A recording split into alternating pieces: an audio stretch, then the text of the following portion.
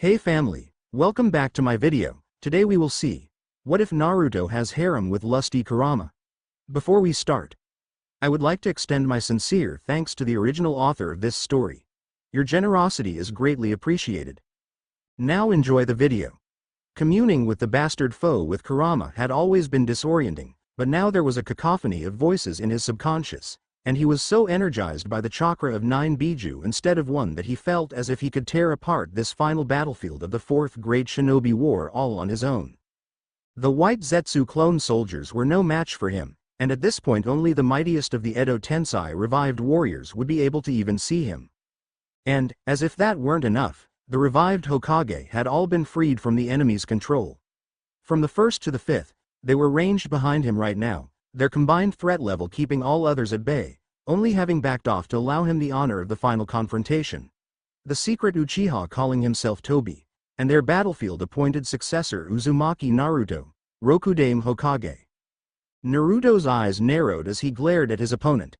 The Sharingan visible behind the Tomo-shaped holes in Toba's white mask, by contrast, seemed to bulge, and the irides spun and twisted into an elongated pinwheel. I know that eye, Naruto thought, his lip curling back from his enlarged canines. It was the last impression of his first mentor, forever burned into his mind from the man's final moments. That's Kakashi-sensei's eye. He stole Kakashi-sensei's eye. You look angry, Tobi drawled. Perhaps that will protect you from despair for a time. As it is, you have been a thorn in my side too long, and I will have the power you seek to turn against me. I shall hold you until it is time to bring the Moon's Eye plan to fruition. Kamui! Naruto screamed. He felt a strange force that pulled at his body, which twisted his very existence the way Toba's Sharingan had twisted into the Mangekyo. No! Naruto cried, and 9 other voices echoed inside his head. He drew on the chakra offered freely by the 9 Biju within him, felt it flooding throughout his body until the overwhelming pleasure-pain power threatened to tear him apart itself. And then, there was nothing. In a dark tent, Sabaku no Gaara raised a hand to brush at his short red hair. Odd. He didn't wear his hair this short anymore. As he shifted forward, lost in thought, he felt a weight on his back. Glancing over his shoulder, he saw an enormous cork. His sand gourd. Odder still. Ever since he had learned to grind the earth beneath his feet into sand at a mere thought, he had ceased carrying the heavy thing around with him. In any case, this cramped canvas around him reminded Gaara of nothing so much as the tent his brother had used en route to their first Chunin exams. Gaara had never needed it, being unable to sleep without releasing his prisoner. As he recalled, he had only entered the tent to isolate himself during the full moon, 2 days before their arrival in Konoha. Staying out of the moonlight helped to quiet the rages of. There was a tickling sensation at the back of Gaara's mind, a feeling that somehow recalled the sound of hissing sands in a glass. Gaara's teal-green eyes widened in disbelieving shock. Ni Yugito yawned and stretched languorously, opening her eyes from her. She mentally smirked, catnap. She had chosen this apartment expressly because it had a small, thickly cushioned bed in the south-facing window, meaning she could curl up in the sun whenever she wished. Perhaps she should ask Asama for a mission, though. It would do her good to get out of the village and stretch her legs. She must have been bored for too long, to have had a dream such as that one. Despite the warm sunlight she was bathed in, Yugito shivered. A small tower rose from a lake in the middle of the largest island in the land of water. Within, Karatachi Yagura blinked rapidly. This was the Mizukage's office. His hands on the desk were cold. The chair uncomfortable, apparently from how long he had sat in it. He could feel. How many years had passed since he was elected the Yondaime Mizukage? How many years since his beloved village had celebrated his mysterious demise, after he had been made to instigate the bloodiest civil war the country had ever seen? How long since? A small, soft noise from behind his chair made Yagura stiffen, and his fingers closed on the hooked staff leaning against his desk. Excuse me, he said quietly, politely. He smiled grimly at the shocked intake of breath. I must ask you to leave my office at once. Akahige no Roshi opened his eyes blearily. He was slumped on a wooden bar, his vision obscured by the huge, half-empty bottle sitting beside him. With a groan, he pushed himself upright, twisting his head so as to pop the bones in his neck. Onoki was always telling him that he would give himself rheumatism like that, but Roshi still moved without aches while Onoki complained daily about his bad back. Roshi's head pounded. He picked up the bottle he had woken up staring at, raised it to his lips for a little hair of the dog, and felt a painfully familiar stab of annoyance in the back of his mind. The bottle slipped from his nerveless fingers and shattered. Han of the steam armor was, appropriately enough, having a steam bath to calm his nerves. The situation was unlikely? Unusual? Impossible? Words seemed insufficient. Though the large man often seemed ponderous, he was anything but slow. Like his great-granduncle the Shodai Tsuchikage, the truth was that he often had trouble being still. Though he was no genius, his mind was always in full motion, taking in and going over everything he saw and heard and thought. The steam he saw and smelled and felt now so very separate from his own merited such contemplation. By rights, he ought not be aware of anything at all. Particularly not the barely contained charging force within him that he knew as well as he knew his own name. Utakata gasped, and jerked away from the ropes descending toward him. He rolled out of the enormous ceiling circle, came to his bare feet, and sprinted away as fast as he could. It was like a wide-awake nightmare. Return to that seal, to that place where his life had nearly been snatched away by a man who thought he was doing the right thing. A man he had respected and loved. A man he had called master. Utakata. Closing his eyes, the young man ignored the frantic cry of his name, the voice so achingly familiar, and forced himself to run even faster. He had run before and he would run again. He had to get away before it could happen again, before he could be betrayed and betrayer, before his Shisho died for his own sins. Fu shrieked. This was impossible, this was unacceptable, this was wrong, wrong, wrong. It couldn't be true, she couldn't be back here again. The village had been destroyed, its citizens slaughtered by Akatsuki, by their prodigal son Kakuzu. The hero's water had been stolen and the great tree razed, the dam destroyed and the reservoir drained straight through the village itself until the waterfall nearly ran red. Genjutsu. It had to be. Someone in the vicinity was forcing her to remember, to relive. She needed to escape, to disrupt it, to flee its range. She had to get free. Mintoha Fu called forth her power. She scattered a shimmering, blinding powder all around herself, spread her wings, and flew off as fast as she could. In a hidden cave within the Valley of Clouds and Lightning, Killer Bee sat quietly for once, his expression utterly unreadable behind the sunglasses he wore even here, in the pitch darkness of his home away from home. Alone though he was deep in conversation, getting up to speed on everything that had happened after he. So it had been an Uchiha after all.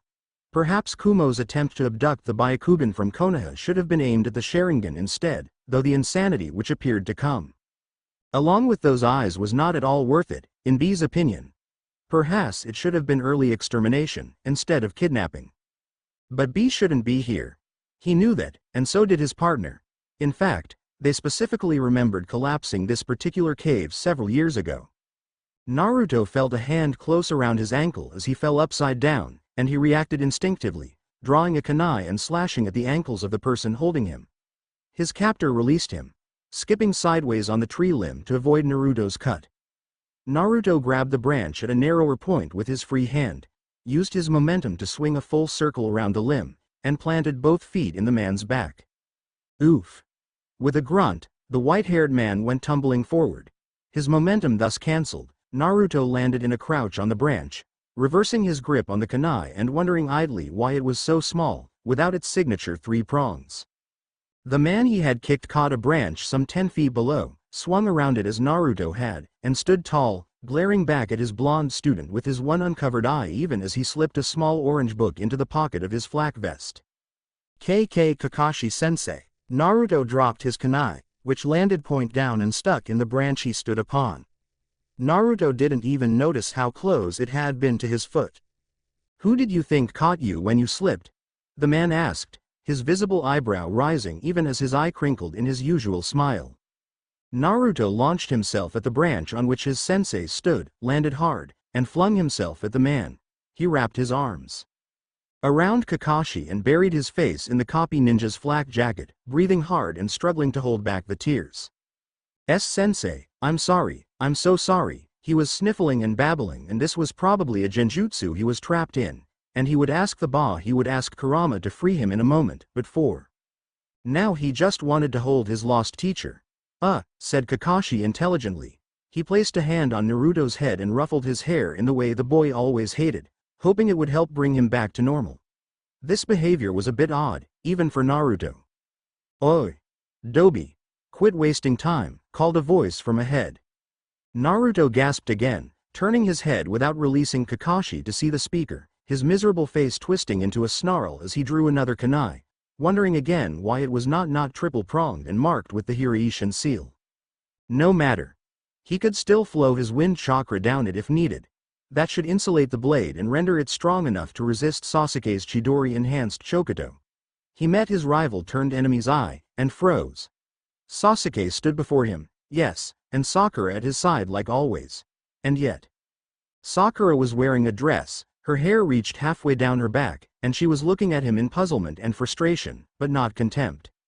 Sasuke bore the Uchiwa of his clan on the sleeve of his high-collared blue shirt. His eyes were onyx dark instead of burning red, and though he too looked vaguely annoyed, his face was not twisted with hatred.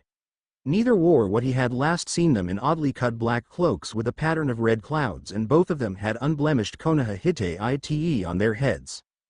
Naruto looked down at the hand holding his kunai. It seemed smaller than it should.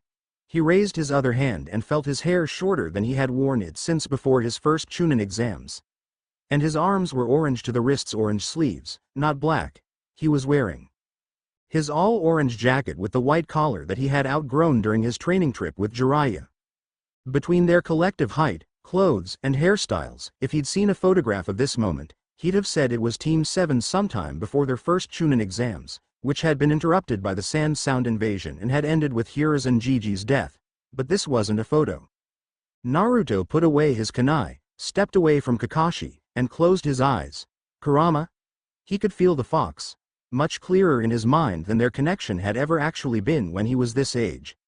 We need to bust out now. I'm counting on you to back me up if I need it. There was a faint growl of assent in the back of his mind. Naruto interlaced his fingers in a hand seal he had learned from Asuma-sensei before his death fighting Hidan, a special seal the former guardian called the seal of the outer bonds, and momentarily halted the flow of his own chakra. Then he expelled his chakra in a massive pulse, yelling, "Kai!" Nothing happened. Naruto focused harder, trying again. Kai, no change. Kurama. Naruto felt a far more powerful pulse, this time entirely of Kyuubi's chakra, but still the scene before him did not alter. Sakura was looking at him like he was crazy. Sasuke had activated his Sharingan, just 2 tomo in each eye. And Kakashi was glancing around curiously. "This is real?" Naruto whispered. His eyes rolled back in his head and he fainted, barely aware of Kakashi catching him again. Hello Internet. Welcome to a new idea that wouldn't leave me alone. As you can tell, this is a Peggy Sue story. Yes, I do have something of a soft spot for Peggy Sue stories. Now, I haven't read nearly all the Naruto Peggy Sue fics out there, but I haven't seen it done this way before. Edit. I settled on the family name Midori Katabami for Yagura in 2014, since he lacked one in canon. It means, green oxalis, referring to the flower on his hook staff thing. Kishimoto went and gave Yagura a canon last name at some point in Boruto, so I've updated it to Karatachi. Roshi is called after his hair. Akahige means, roughly, red whiskers. Likewise, I have given Fu the name Mintoha, meaning mint leaves, obviously an allusion to her hair. The 9 Jinchuriki are all very different. They have individual personalities and distinct reactions to suddenly finding themselves in the past. If they mostly seem to accept the fact unrealistically quickly, I would argue that, except for Naruto, we haven't actually seen their reactions, only their realizations. Acceptance will be easier or harder on an individual basis for them, and will be handled in the time to come. Fresh starts when dawn came. Visible as creeping lines of light across the canvas floor, Gaara rose and exited the tent as if this was where he had been last night, rather than years ago. Across from the entrance was a dying fire pit, a grumbling Konkaru, and a stoic Baki. He didn't think of the man as sensei, but his siblings always had. He had even accompanied them to the man's memorial service, despite his personal indifference, and despite how unwelcome he had been by the rest of the attendees. It was understandable. He hadn't been the one to kill Baki, but he had killed a lot of other people. He did not think he had been meant to hear the people's grumbling or the mortician's black jokes about how well Gaara had kept him in business over the years. Gaara suppressed a smirk at the memory. The moment had stuck with him for years afterward, and formed the backbone for his later sense of humor, which had only served to alarm his brother, who used to complain that it gave him flashbacks to before Gaara had gained some measure of self-control over Shukaku's rages, brought on by the uncontrolled influence of the one-tailed Tanuki's natural Juin markings. The cursed seals on the demon's sandskin had allowed them to easily seal away the enemies summoned by Edo Tensei, but their uncontrolled absorption of what Uzumaki has called natural energy was also the root cause of Shukaku's infamous instability. Were we really so bad? The sand demon asked plaintively. Gaara gave a tiny frown. Yes, he thought back, laconic even in his own mind. His minutely darkened expression nevertheless had Kankuro edging away from him, but Gaara didn't notice. But that was before Uzumaki was able to stabilize our madness. Uzumaki. This sort of situation was exactly the sort of thing the Kyuubi Jinchuriki was famous for getting into. Never had the iron. Country saying, "May you live in interesting times," seemed to apply to someone so much as to Naruto. Fate implied could not leave the blonde alone. Gaara had spent the night in the tent trying to dispel the illusion that he was stuck in the past through every method he knew. Even with Shukaku's assistance, there was never even the slightest tremor to indicate that the world he saw was false or constructed, and they were forced to the conclusion that, somehow, they were indeed back in Gaara's 13-year-old body. The timeline did indeed seem to match their trip to Konoha for the Chunin exams and the invasion. For one, Baki was alive. Kankuro carried his Karasu puppet on his back instead of sealed in a scroll, and Tamari, when she emerged, wore a white battle dress instead of purple or black. Whatever the reason, Gaara was sure beyond a doubt that Uzumaki had been involved. Well, they would be arriving in Konoha in 2 more days, and if Gaara was back, there was at least room to hope that perhaps Naruto was, too. Between the two of them, they should have little difficulty dealing with Orochimaru and the sound ninja he had snuck into the city.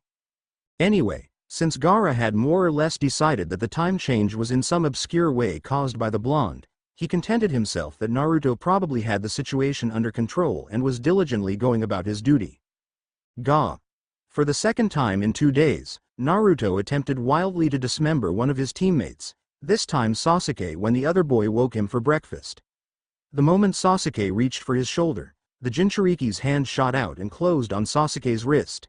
He pulled hard, nearly yanking Sasuke's arm out of its socket at the shoulder, planted a knee on the other boy's thigh, and was bringing a kunai gut his attacker, before his eyes could even fully open.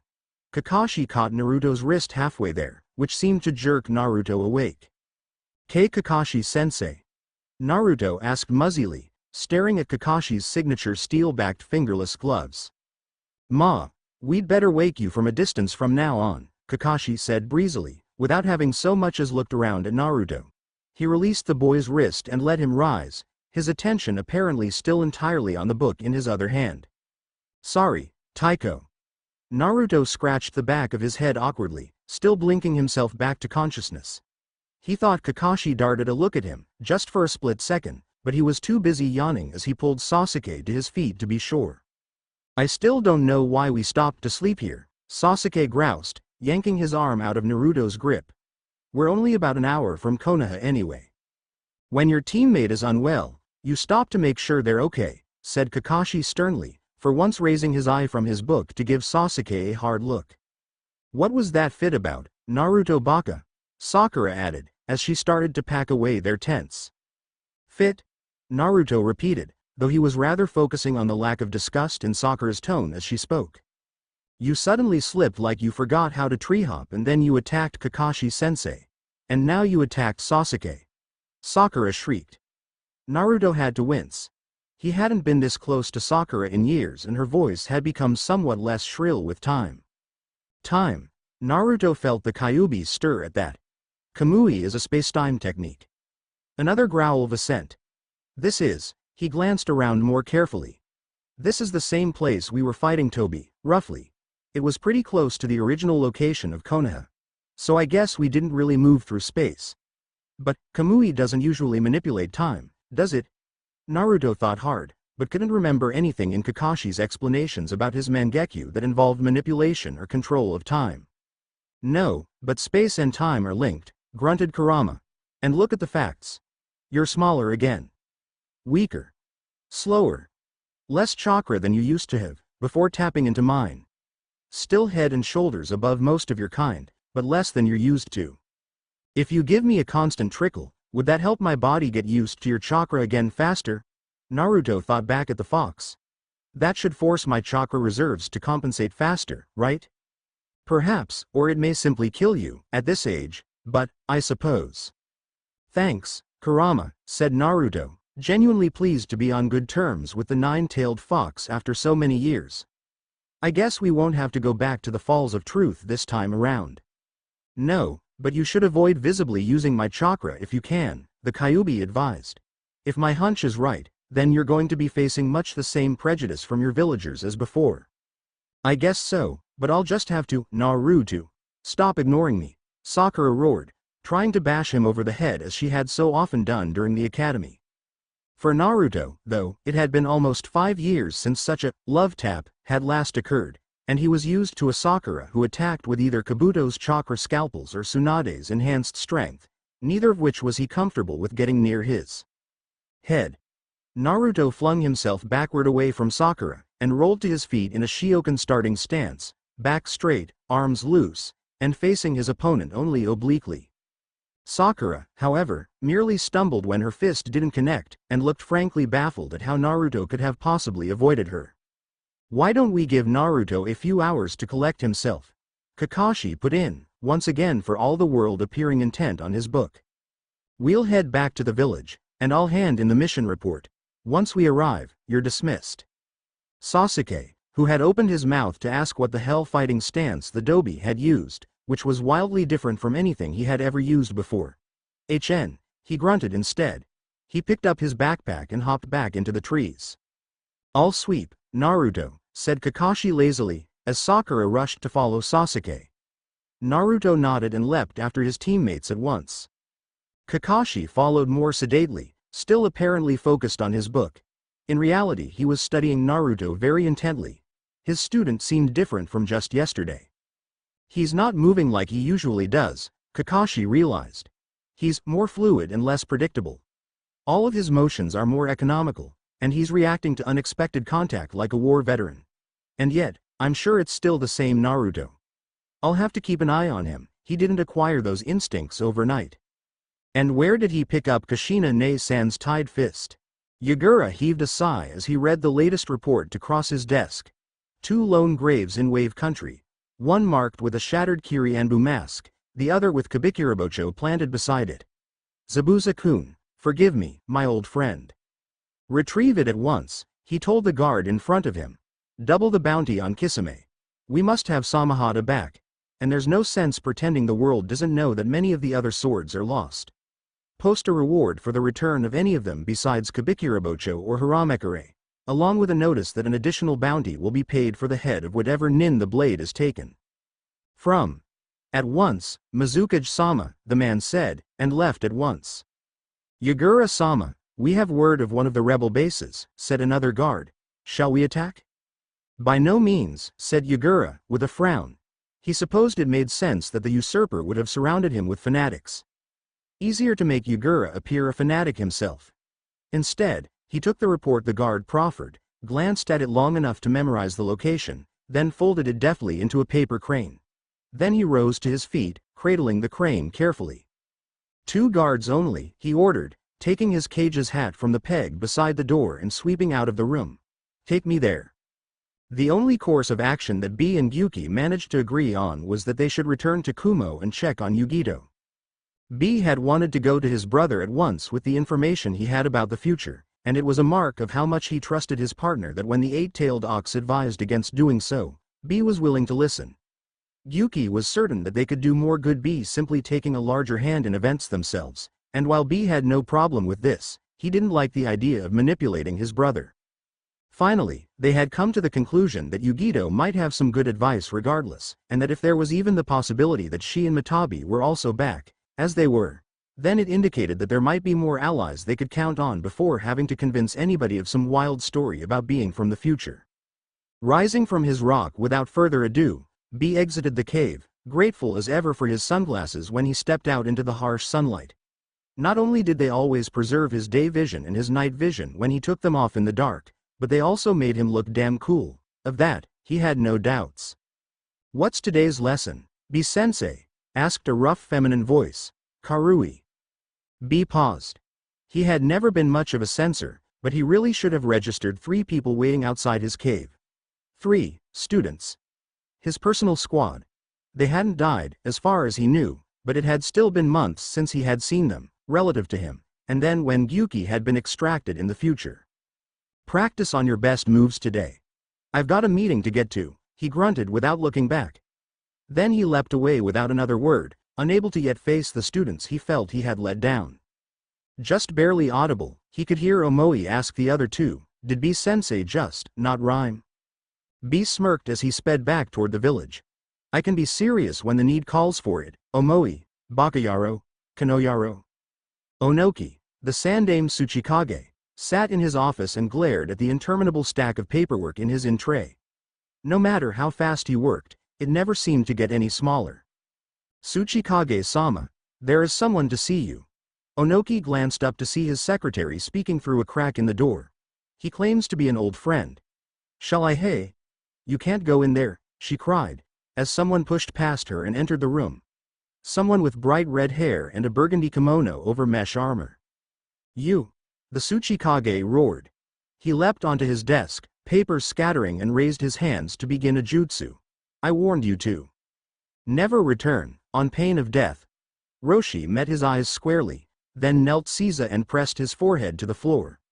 Onoki froze, his jutsu unfinished, and stared at his former squadmate. "Roshi, Onoki," the kneeling man replied, his voice very quiet. He trailed off, apparently unable to keep going, then started again, his voice stronger, but more formal. "Jonin Roshi returning from leave, Tsuchikage-sama." "Rise," said Onoki, settling heavily back into his seat, "and speak freely. I order it." Roshi stood and sighed. "I don't want to waste my last years." "Onoki," he said plaintively, "I know we disagreed over your decision to end the war, but even I can see it was the right decision. If anything, I think we're too isolationist. The people won't like it, but we should reach out. To Suna. To Kiri. Even to Konoha." The Tsuchikage's eyes widened marginally. "Explain." "I have been away," said Roshi, plainly choosing his words carefully. "But I have kept an ear to the ground. I have good reason to believe that change is coming to Kiri. Soon. And you know that even after all these years of quiet tension, Saru will be thrilled to move toward peace instead of war. Suna and Konoha are allied. Kumo, I think, will follow on later. The Raikage may take some convincing, but I think he can be reasoned with." To say Onoki was surprised would be an understatement. Roshi had been one of the biggest advocates for pressing the end of the Third Great Shinobi War, even after the decimation of an entire Iwa regiment by Konoha's Yellow Flash. The man was, or at least had been, a warhawk, plain and simple. His advice to Onoki had always been to action, to battle, to conquest. And now here Roshi stood advising him to press for peace? "I guess that wilderness retreat of yours really did help you finally mature," Onoki sniffed, though his pointed avoidance of the truth of Roshi's leaving exile was telling in itself. "I was beginning to think nothing would make you grow up, even as you grew old." For the first time since entering the room, a smile ghosted across Roshi's creased, weather-beaten face. "If Son and I have grown old, then so have you, old friend." Bah. With their joking back and forth, things seemed to return to how they once had been, but Onoki knew that, after 15 years apart, things would never be the same. But perhaps, he thought, noting Roshi's use of his prisoner's true name, they could be better. Yugito hadn't left her apartment since she had woken up there. The most she could bring herself to do was eat a little, before curling back up in the sun on her window bed and meditating, poking around her own head until she found what she was hoping for. Matabi. The two-tailed cat was not restrained by any seal except the one that kept it within her body, unlike it had been in her youth. Instead, the Nibi roamed freely throughout Yugito's mindscape. "There you are, kitten," The great ghost cat purred. I'm very pleased to find us reunited and free. Of course, but, Yugito trailed off, knowing that Matabi would understand the question, and knowing equally well that the two tails had no answers. I just don't know what to think. I've heard about cats having 9 lives, but I don't think this is quite what that saying normally means. The Nibby's voice seemed to yowl and hiss a little, her version of sarcasm. As it happens, I believe we have Uzumaki to thank for bringing us back together, kitten. So what's our next move? Yugito asked, feeling her body relaxing almost despite herself, lying on her cushions and warmed equally from without by the sun, and from within by Matabi's flames. Wait for B and Yuki, the cat replied. I doubt they'll be much longer. A sharp tap on the window brought Yugito's head up.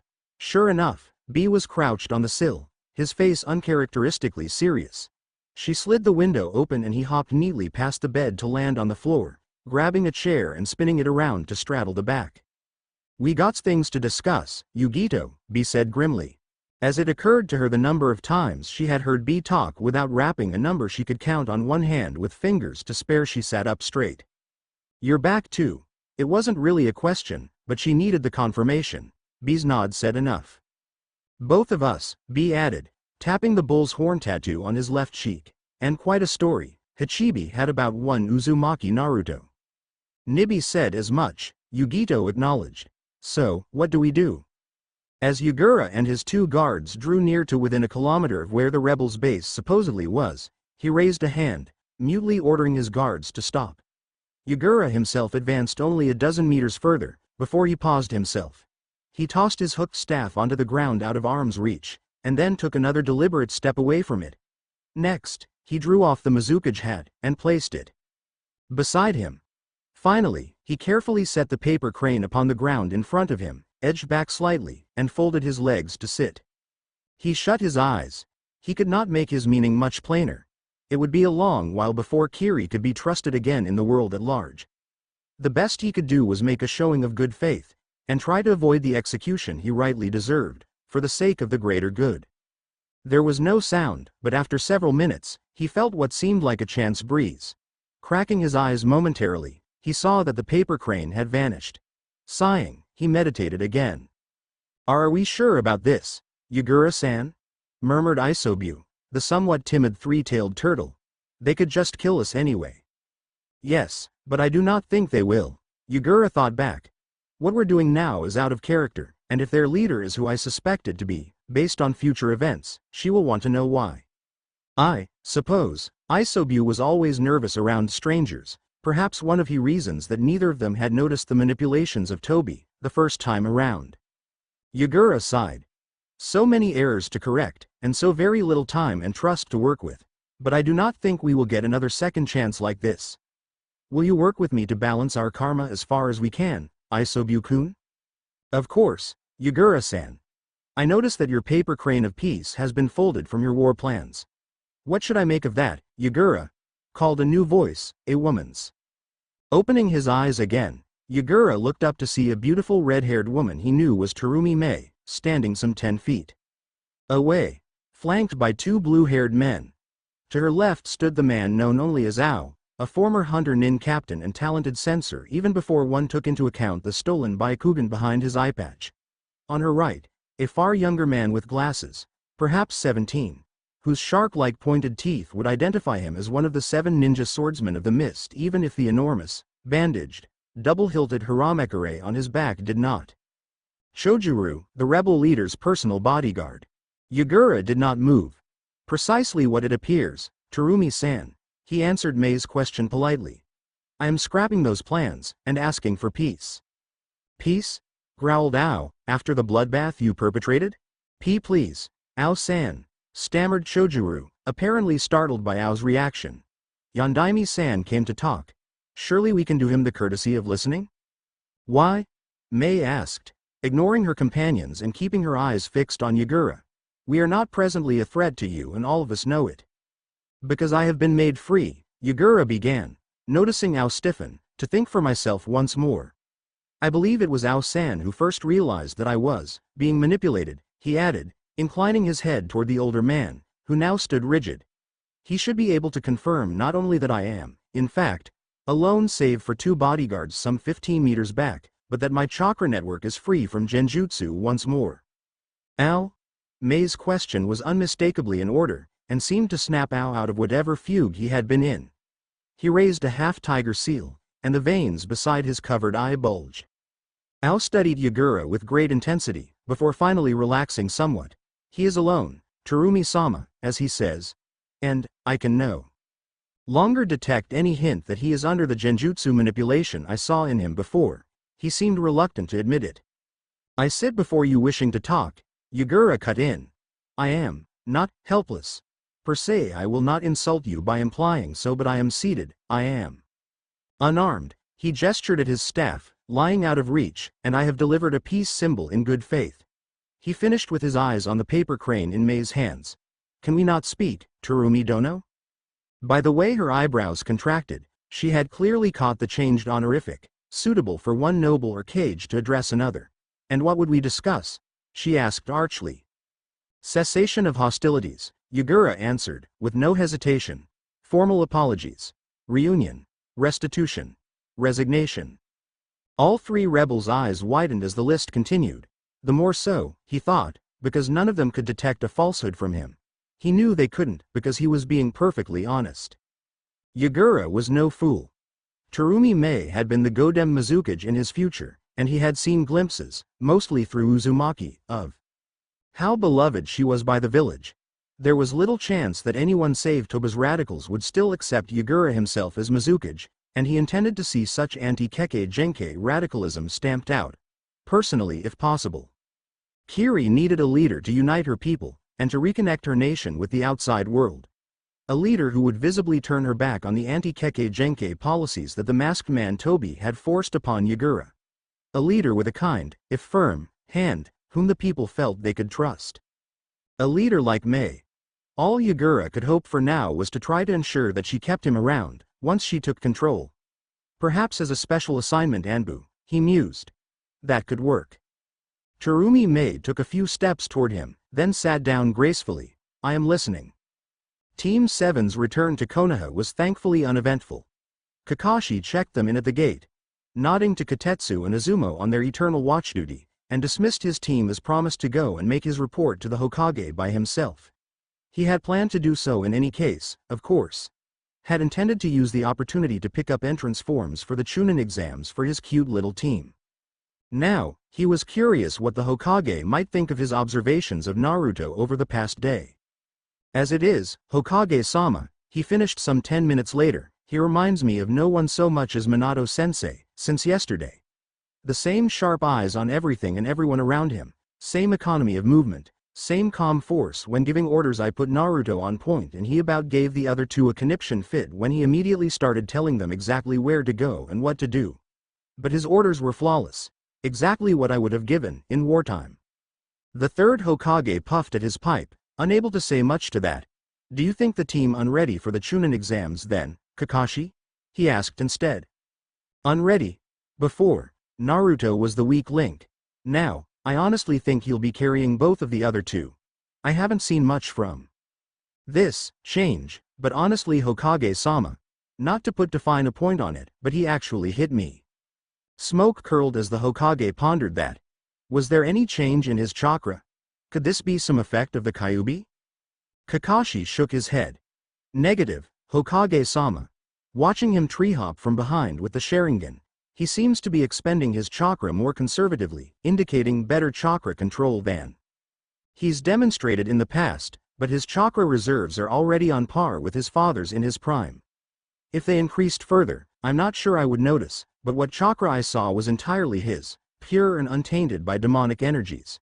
You could, perhaps, examine his seal? I will wait for Jiraiya to arrive to do so, I think, said the Hokage. I received word recently that he planned to return during the Chunin exams. Until then, continue to keep an eye on Naruto. Kakashi bowed. As you wish, Hokage-sama. I will deliver the forms to my students tomorrow as planned. Very well, Kakashi. Dismissed. The Sandaime rose and popped his aching back, shuffling over to the window to gaze at the Hokage monument. In particular, his gaze rested upon his chosen successor. Minato, What has your son gotten himself into now? When Naruto awoke the next morning in his same cramped, empty apartment, when he met his own gaze in the grimy bathroom mirror, he was finally forced to accept that he wasn't dreaming or experiencing an elaborate genjutsu. He had spent a good portion of the previous night discussing the situation with Kurama in his mindscape, and between them they could only come up with one explanation. They had somehow been transported back through time to when Naruto was about 13. Kurama had offered plenty of theories about the hows and the whys, but to Naruto it meant one thing: a second chance. If his reckoning of time was right, this was, in fact, just before the disastrous Chunin exams. Before everything had gone wrong, before Gigi had died, before Sasuke left and Sakura followed him, and Kakashi rejoined Enbu rather than deal with a new squad, before Tobi had somehow goaded Kiri into attacking Konoha while Naruto was away with Arrow Sennin. Naruto shook his head firmly, clapping both hands against his cheeks. Not this time. He looked at himself more critically in the mirror. Much as he loved this jumpsuit, it was bound to get destroyed in the days and weeks to come. He'd rather preserve it now, if possible. That meant it was time to go shopping. Perhaps he could commission a Haori greatcoat like he had favored in the future, after Arrow Sennin had died. Running a hand over his hair, he thought he ought to let it grow a little, too, but there was nothing he could do about that right now. Having decided he was going out shopping today, Naruto quickly inventoried his food stores, wallet, and ninja gear. He had enough ramen and other non-perishables to last him for a little while, though he would have to stock up on fresh food now he was back in town. There was also no coffee in the cupboards, and Naruto simply could not remember a time when he had not drunk coffee, even though he knew he had only acquired the taste after the fall. Gama-chan was comfortably full of Ryu, so he should be able to swing everything as long as he didn't get upcharged too badly, which he hadn't been since he actually became a ninja, as he recalled. His gear, however, was in rather poor shape all around compared to what he was accustomed to. He had a double handful of shuriken, a single spool of plain ninja wire, and a bunch of barely sharpened kunai. No sealing materials, no armor to speak of, no mie kunai, no backup chakra blade for his thigh. He sighed. His younger self didn't know any better, and he hadn't discovered most of those until later than this. Well, time to get a head start on it. Nodding firmly, Naruto laid his orange jacket on his dresser, and set out wearing just a black t-shirt with an orange Uzushio spiral on the front and back. Most Konoha nin these days had forgotten what the spiral they wore meant, but Naruto knew. It was the symbol of his clan's ancestral home, and eventually it had been his mark, just as Kakashi had made the Henehenomoheji his own. Mentally adding a chop stamp to his list of purchases, Naruto quickly set out. Groceries would come last, obviously. He would hit a stationery store before that to get sealing supplies so he could take his groceries home conveniently. First, then, was to restock on ninja supplies and buy or order his new jacket. Glancing along the market street, Naruto's eye was caught by a sign. Katetsu Ryu. Shinobi apparel and weapons. Perfect, he could knock out two things at once. Naruto strolled inside, hearing a bell jingle. A voice from the back of the store cried, "Welcome to Katetsu Ryu. Be with you in just a moment." He looked around. Clothes dominated the left of the shop, so Naruto strolled toward that side, snagging some mesh armor and gloves along the way and looking for something similar to what he had worn in the future. As he was rifling through the jackets on the rack, he paused, stunned. He lifted the hanger carefully and took in the knee-length, sleeveless orange Haori coat, with a pattern of black flames around the hem, shoulders, and collar. It wasn't just similar, as he had been hoping. This was his coat. The only difference was that this jacket did not read Rokudame Hokage down the back. For one entertaining moment, he considered having it embroidered with those kanji anyway, but decided against it. Simply wearing such a jacket was going to draw attention. There was no need to boast so openly. Tossing the coat over his shoulder, he picked his way back across to the half of the store that sold weapons, snagging a small basket on his way and dropping the mesh armor in. He also picked up a handful of senbon and several spools of ninja wire, and was just examining the chakra-conductive blades when he heard the proprietor came out from the back. "Hello. I see you've found some of what you're looking for," came the same voice from before, decidedly a young girl's. Naruto glanced around, and barely suppressed his surprise.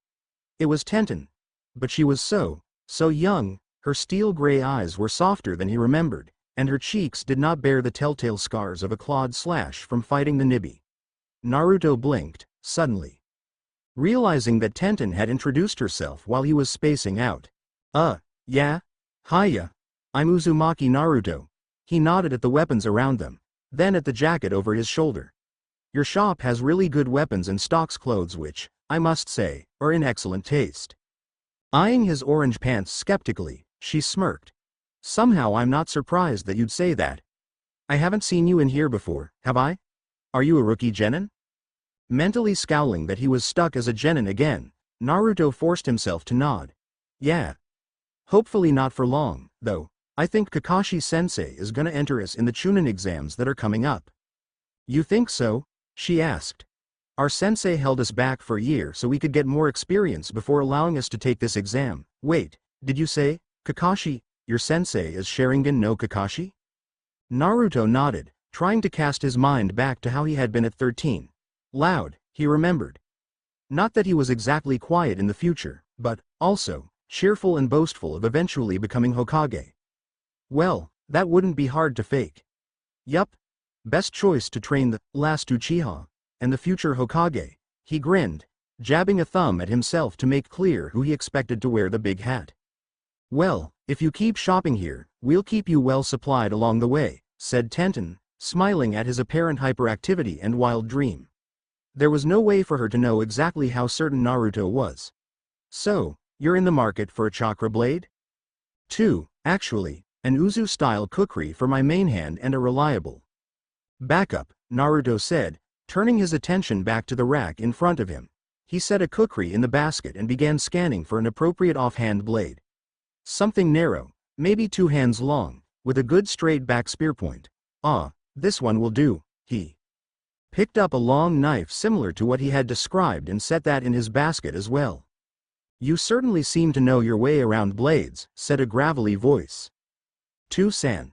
Tenten beamed. "Hello, Tenten," he said, raising a hand to pat her on the head.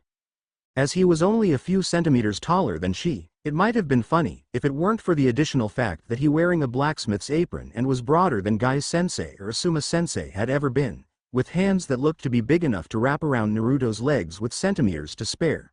He didn't think he had ever met Tenten's father before, but that was no excuse for being rude, was it? He bowed politely. "I suppose so, sir. I'm no expert, really, but I suppose you could say that I know what I'm looking for." He glanced around the weapons side of the shop again, but saw nothing close to his Mie Kunai. He hadn't really expected to, but after finding the jacket it wouldn't have surprised him. "Actually, sir, I'm looking for one more thing in particular that you don't seem to have in stock. Perhaps you can help me." "Must be something pretty specific if I don't already carry it," he grunted good-naturedly, and Naruto put on his most winning smile. "What is it you're after?" "A certain style of kunai, in a matter of speaking," said Naruto, picking his words carefully. "The blade is about so long." He gestured with his hands far enough apart to indicate that it was about half again as long as a standard-issue Konoha kunai, with 2 additional prongs on either side to protect the hands and help disarm the enemy. "That's why I call him Mie Kunai. The handle is longer and thicker than standard also, with a heavy ring at the end. And all weighted and balanced for throwing. If it's made of the chakra conductive metal," he tilted his head at the rack he was still standing in front of, "even better." Tenten's father stared at him, then walked wordlessly over to the counter, and lifted a box down from a high shelf. He set it on the counter as Naruto and Tenten followed, curious. He slid the box over to Naruto. "Is this what you're picturing?" Naruto opened the box carefully, and found what was, doubtless, one of his father's old orders, simply awaiting the Yondaime's personal Hiraishin seal to be marked on the handle before it could see use. "This is really close, yeah," he said, making himself sound excited that the shop had an example of what he wanted, without letting any surprise seep into his voice. "I'd want a round dozen at least, though. Do you have any more?" Higurashi-san stared some more as Naruto picked up the Mie Kunai easily, and began testing the edge and balance. He twirled it from a forward to a reverse grip several times, then bounced it in his palm to check the weight. Then he nodded, apparently satisfied, laid the Mie Kunai gently back in the box that Higurashi-san had presented, and asked, "How much?" Higurashi-san didn't answer right away. His eyes flicked from Naruto's face, to the Mie Kanai, to the flame pattern on the jacket he was carrying. After several long moments, the man seemed to decide something. Tenten will total up what's in your basket, he growled finally. That jacket, I don't think I would ever have sold, so consider it yours on the house. As for this, he glanced down at the Mie Kanai in its box, if you're going to want as many as you say, I'll let you take this one with you today if you place the order. Tenten lifted the basket from his arms and began counting out what it would cost. Naruto nodded to Higurashi, and leaned on the counter as the blacksmith pulled a pad and pen from a pocket of his apron, ready to take down specifics. Let's call it 24 for the first order, said Naruto. I'd like them basically identical, except the prongs should be straight, not curved like this one. Naruto gestured to indicate what he meant, and Higurashi nodded his understanding. The Chunin exams start in less than a week. Do you think you can get me a few by then? 3 of your new style, plus this one you're taking today, said Higurashi. That's fine, Naruto nodded. There's a month's delay between the second and third rounds of the exams, so that should be plenty of time. How do you know there's a month's delay? Asked Tenten. Our sensei won't tell us anything about the Chunin exams, and none of the current Chunin that I know will either. Said Naruto, thinking fast. The old man let that one slip, he ad-libbed quickly. But then he realized what he was saying and that I was still in the room, and clammed up before I could get anything else out of him. He snapped his fingers, to all appearances disappointed that he hadn't been better able to con the Hokage himself. Either way, you're correct. I should be able to fill at least half your order then, easily, said Higurashi-san, making some calculations in the corner of his notepad. If you'll pay for part of this order up front, I'll take the balance on completion. Tenten-chan, what's his total so far?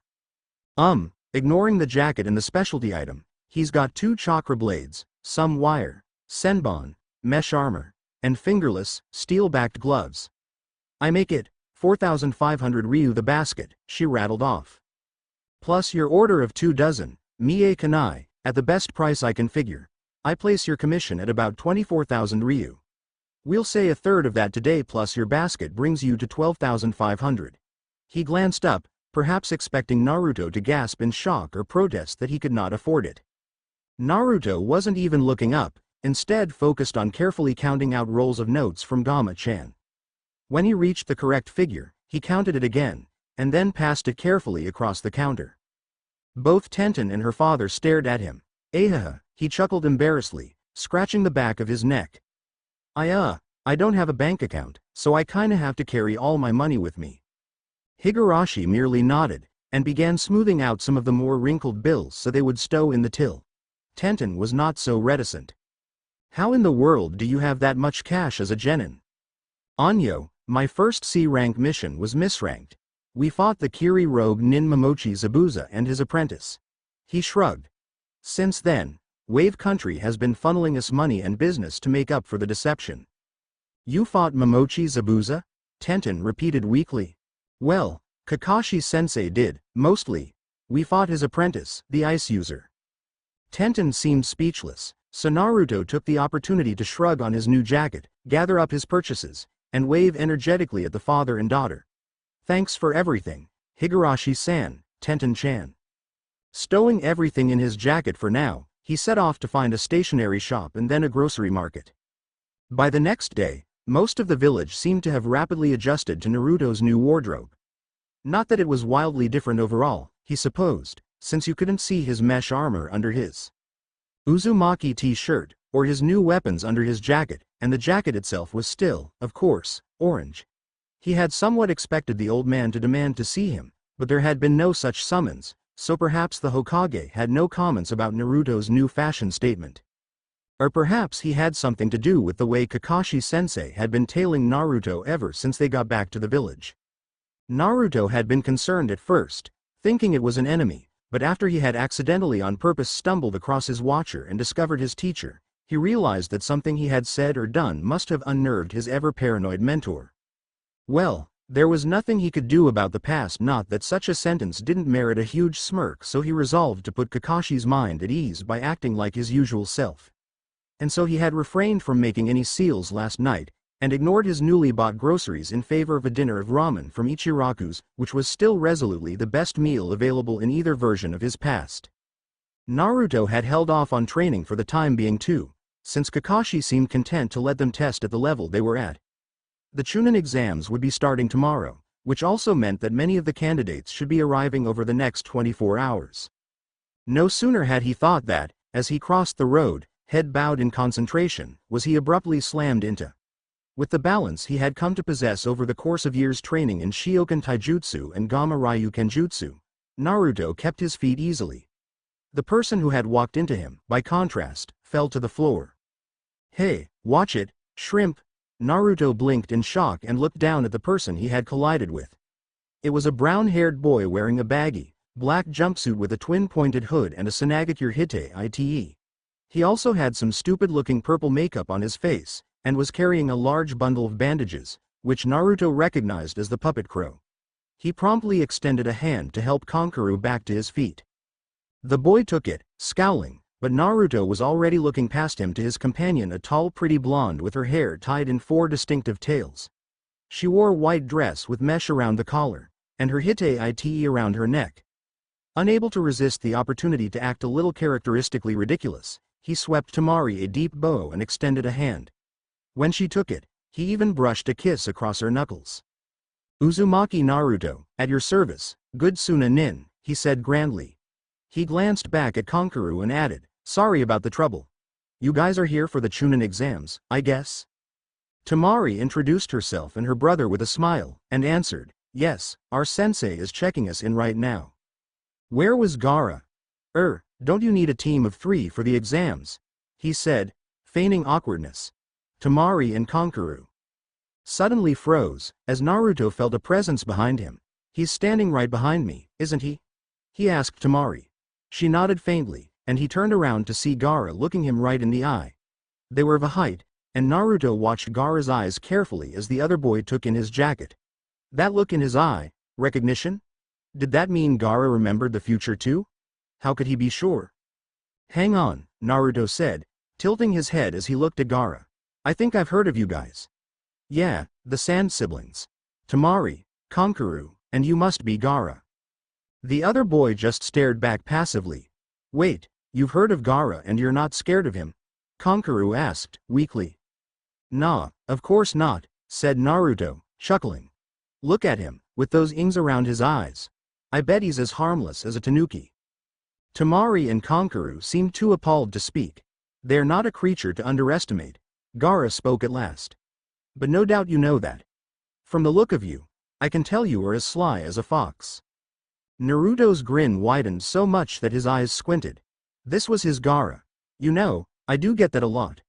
Or I used to," he chuckled. "And maybe there's something to that old saying about the fox and the tanuki, nay? Say, you want to get some ramen? My treat?" "Yes. Thank you." Gaara followed him up the street without another word, leaving his siblings staring after them. "Did Gaara just make a friend?" Kankuro whispered. Temari nodded silently. "Temari, Kankuro, why aren't you coming?" Gaara called back, Naruto bobbing impatiently beside him. "The way you're always hanging back, it's like you're afraid I'm going to kill you." "Did Gaara just tell a joke?"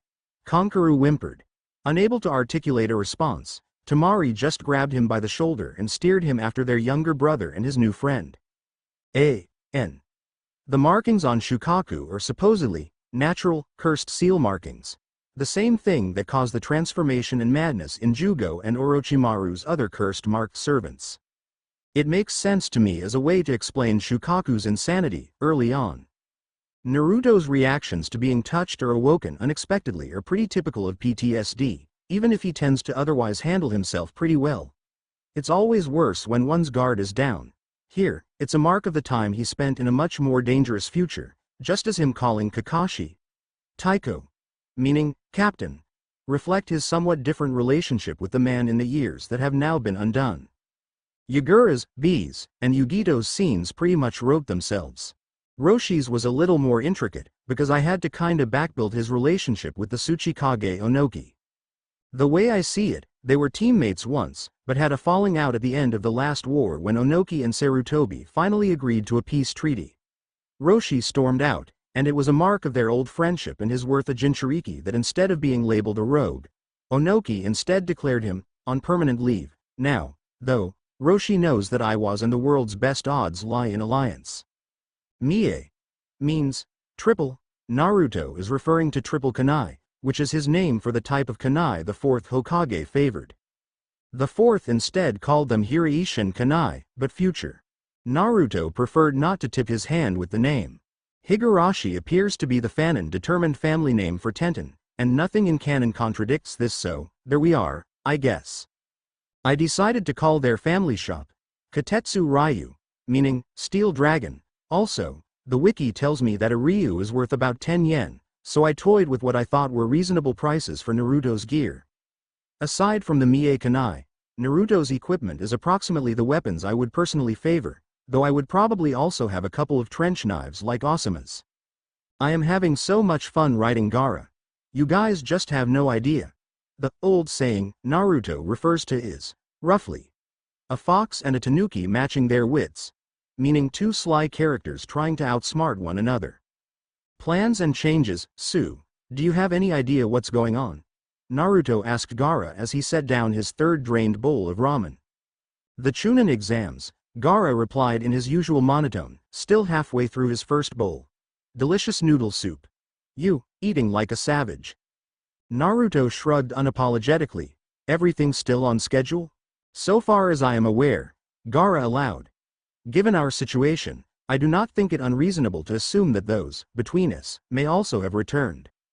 Naruto froze with his chopsticks halfway to his mouth, the noodles from his fourth bowl swaying gently. Then he shrugged and returned to eating. Probably, he managed through a mouthful.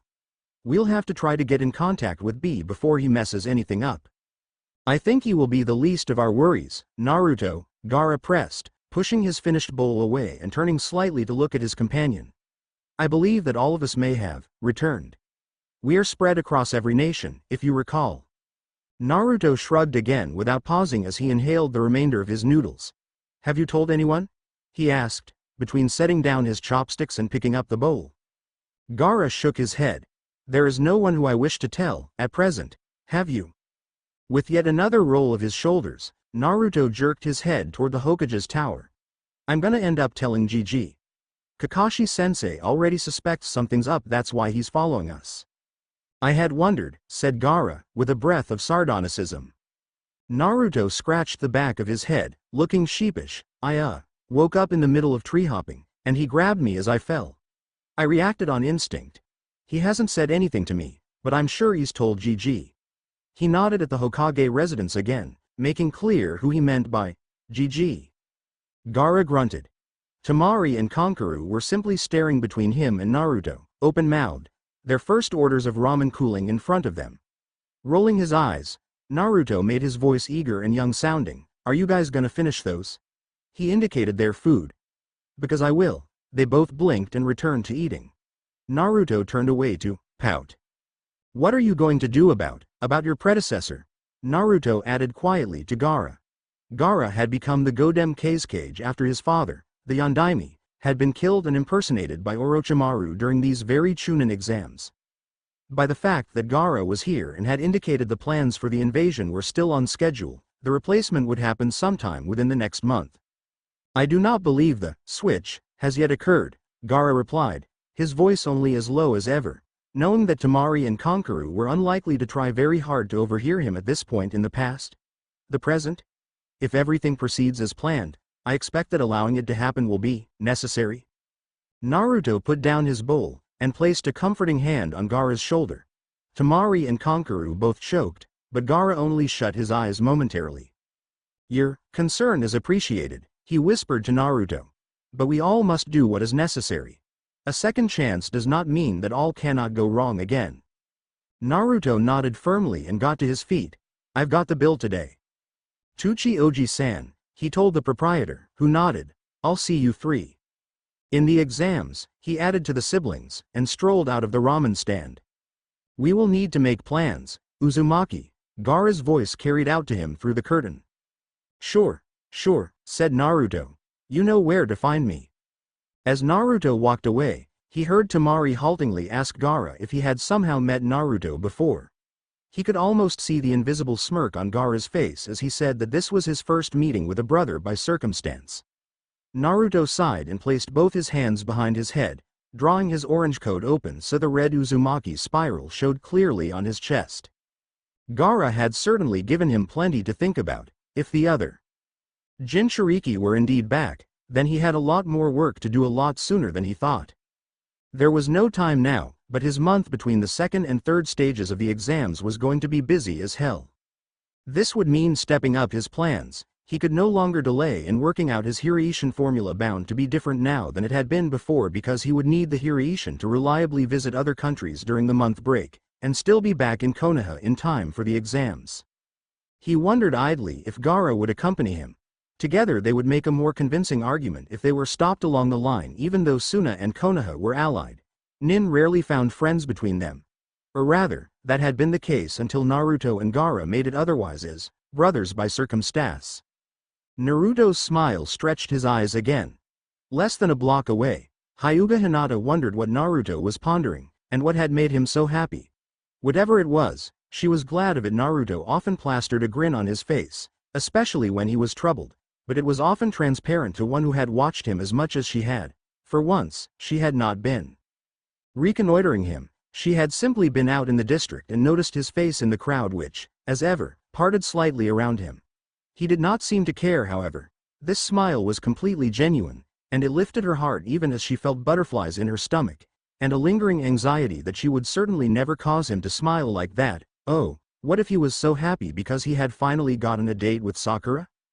Before she could work herself into a real depression, Naruto paused.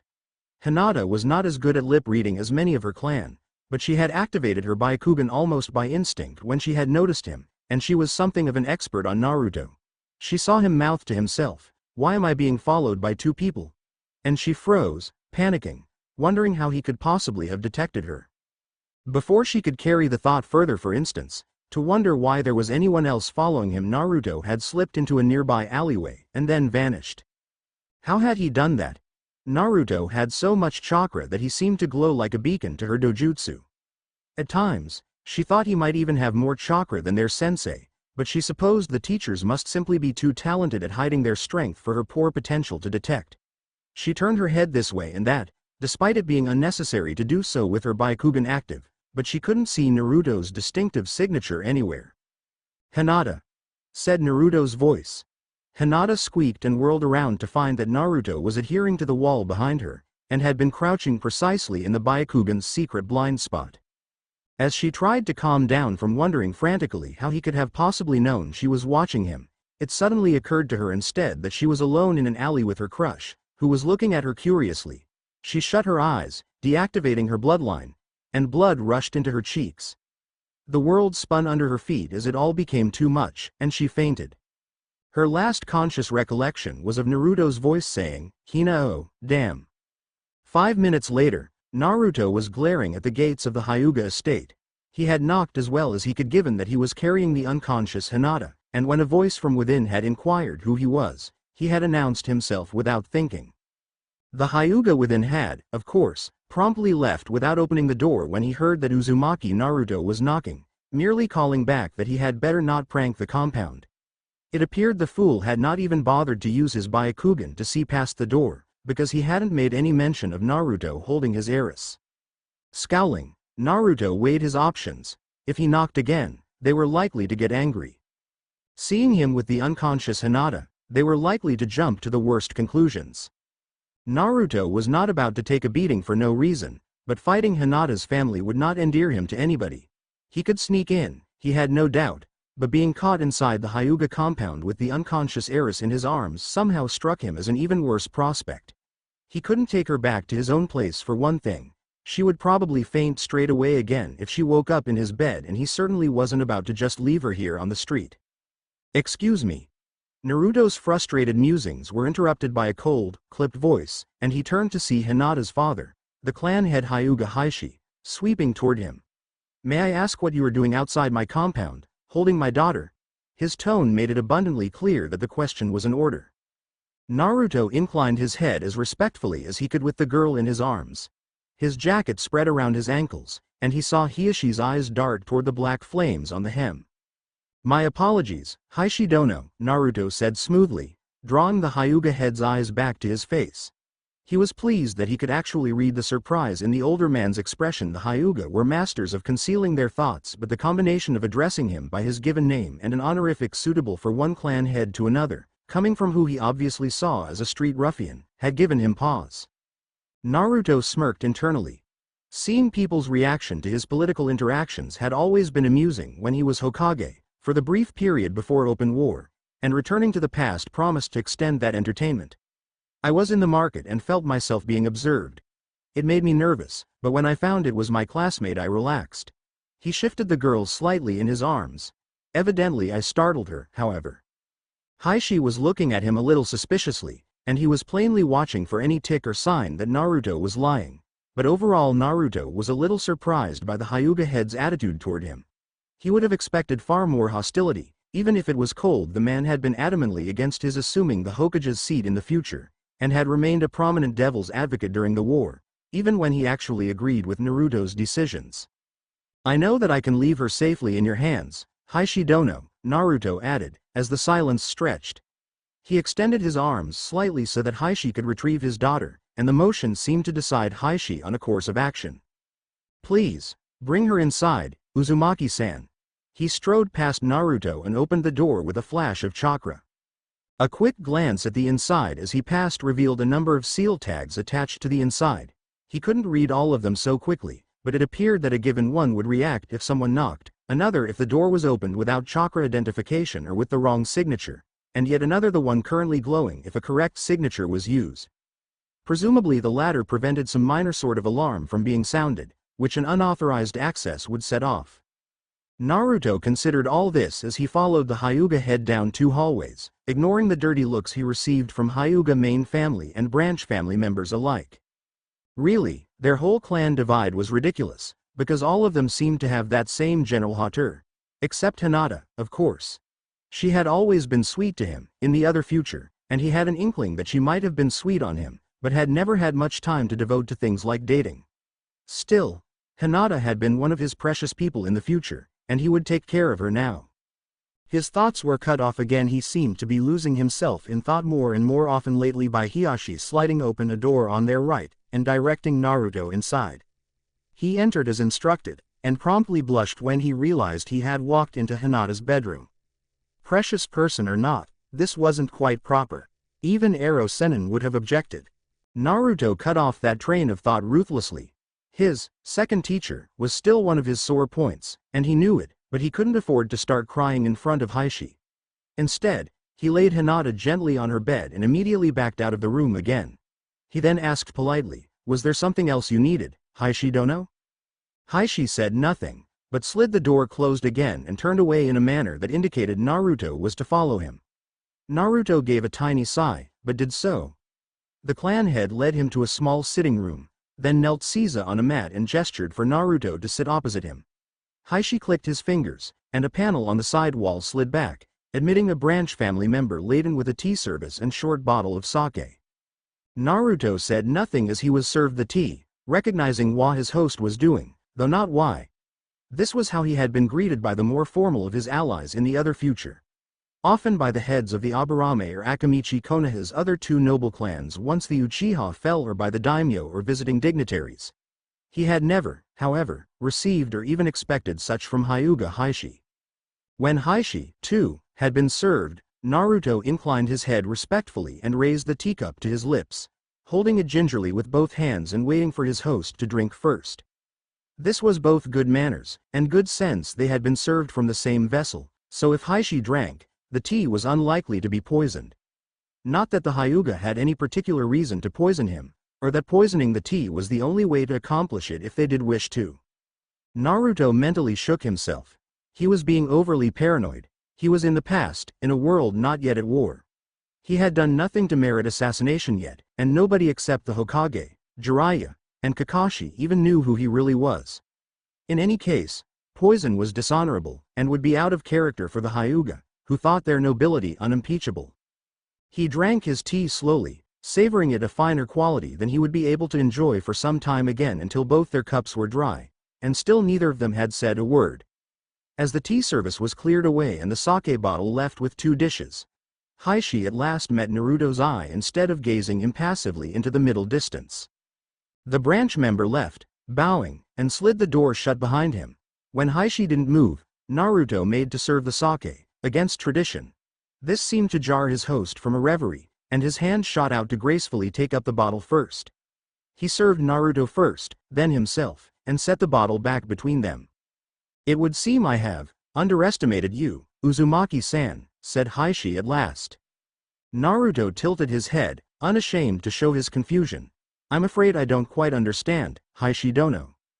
"You have a reputation as a prankster, of course, and something of a..." Hiashi hesitated, though Naruto couldn't tell if it was from choosing his words or concern that he might give offense.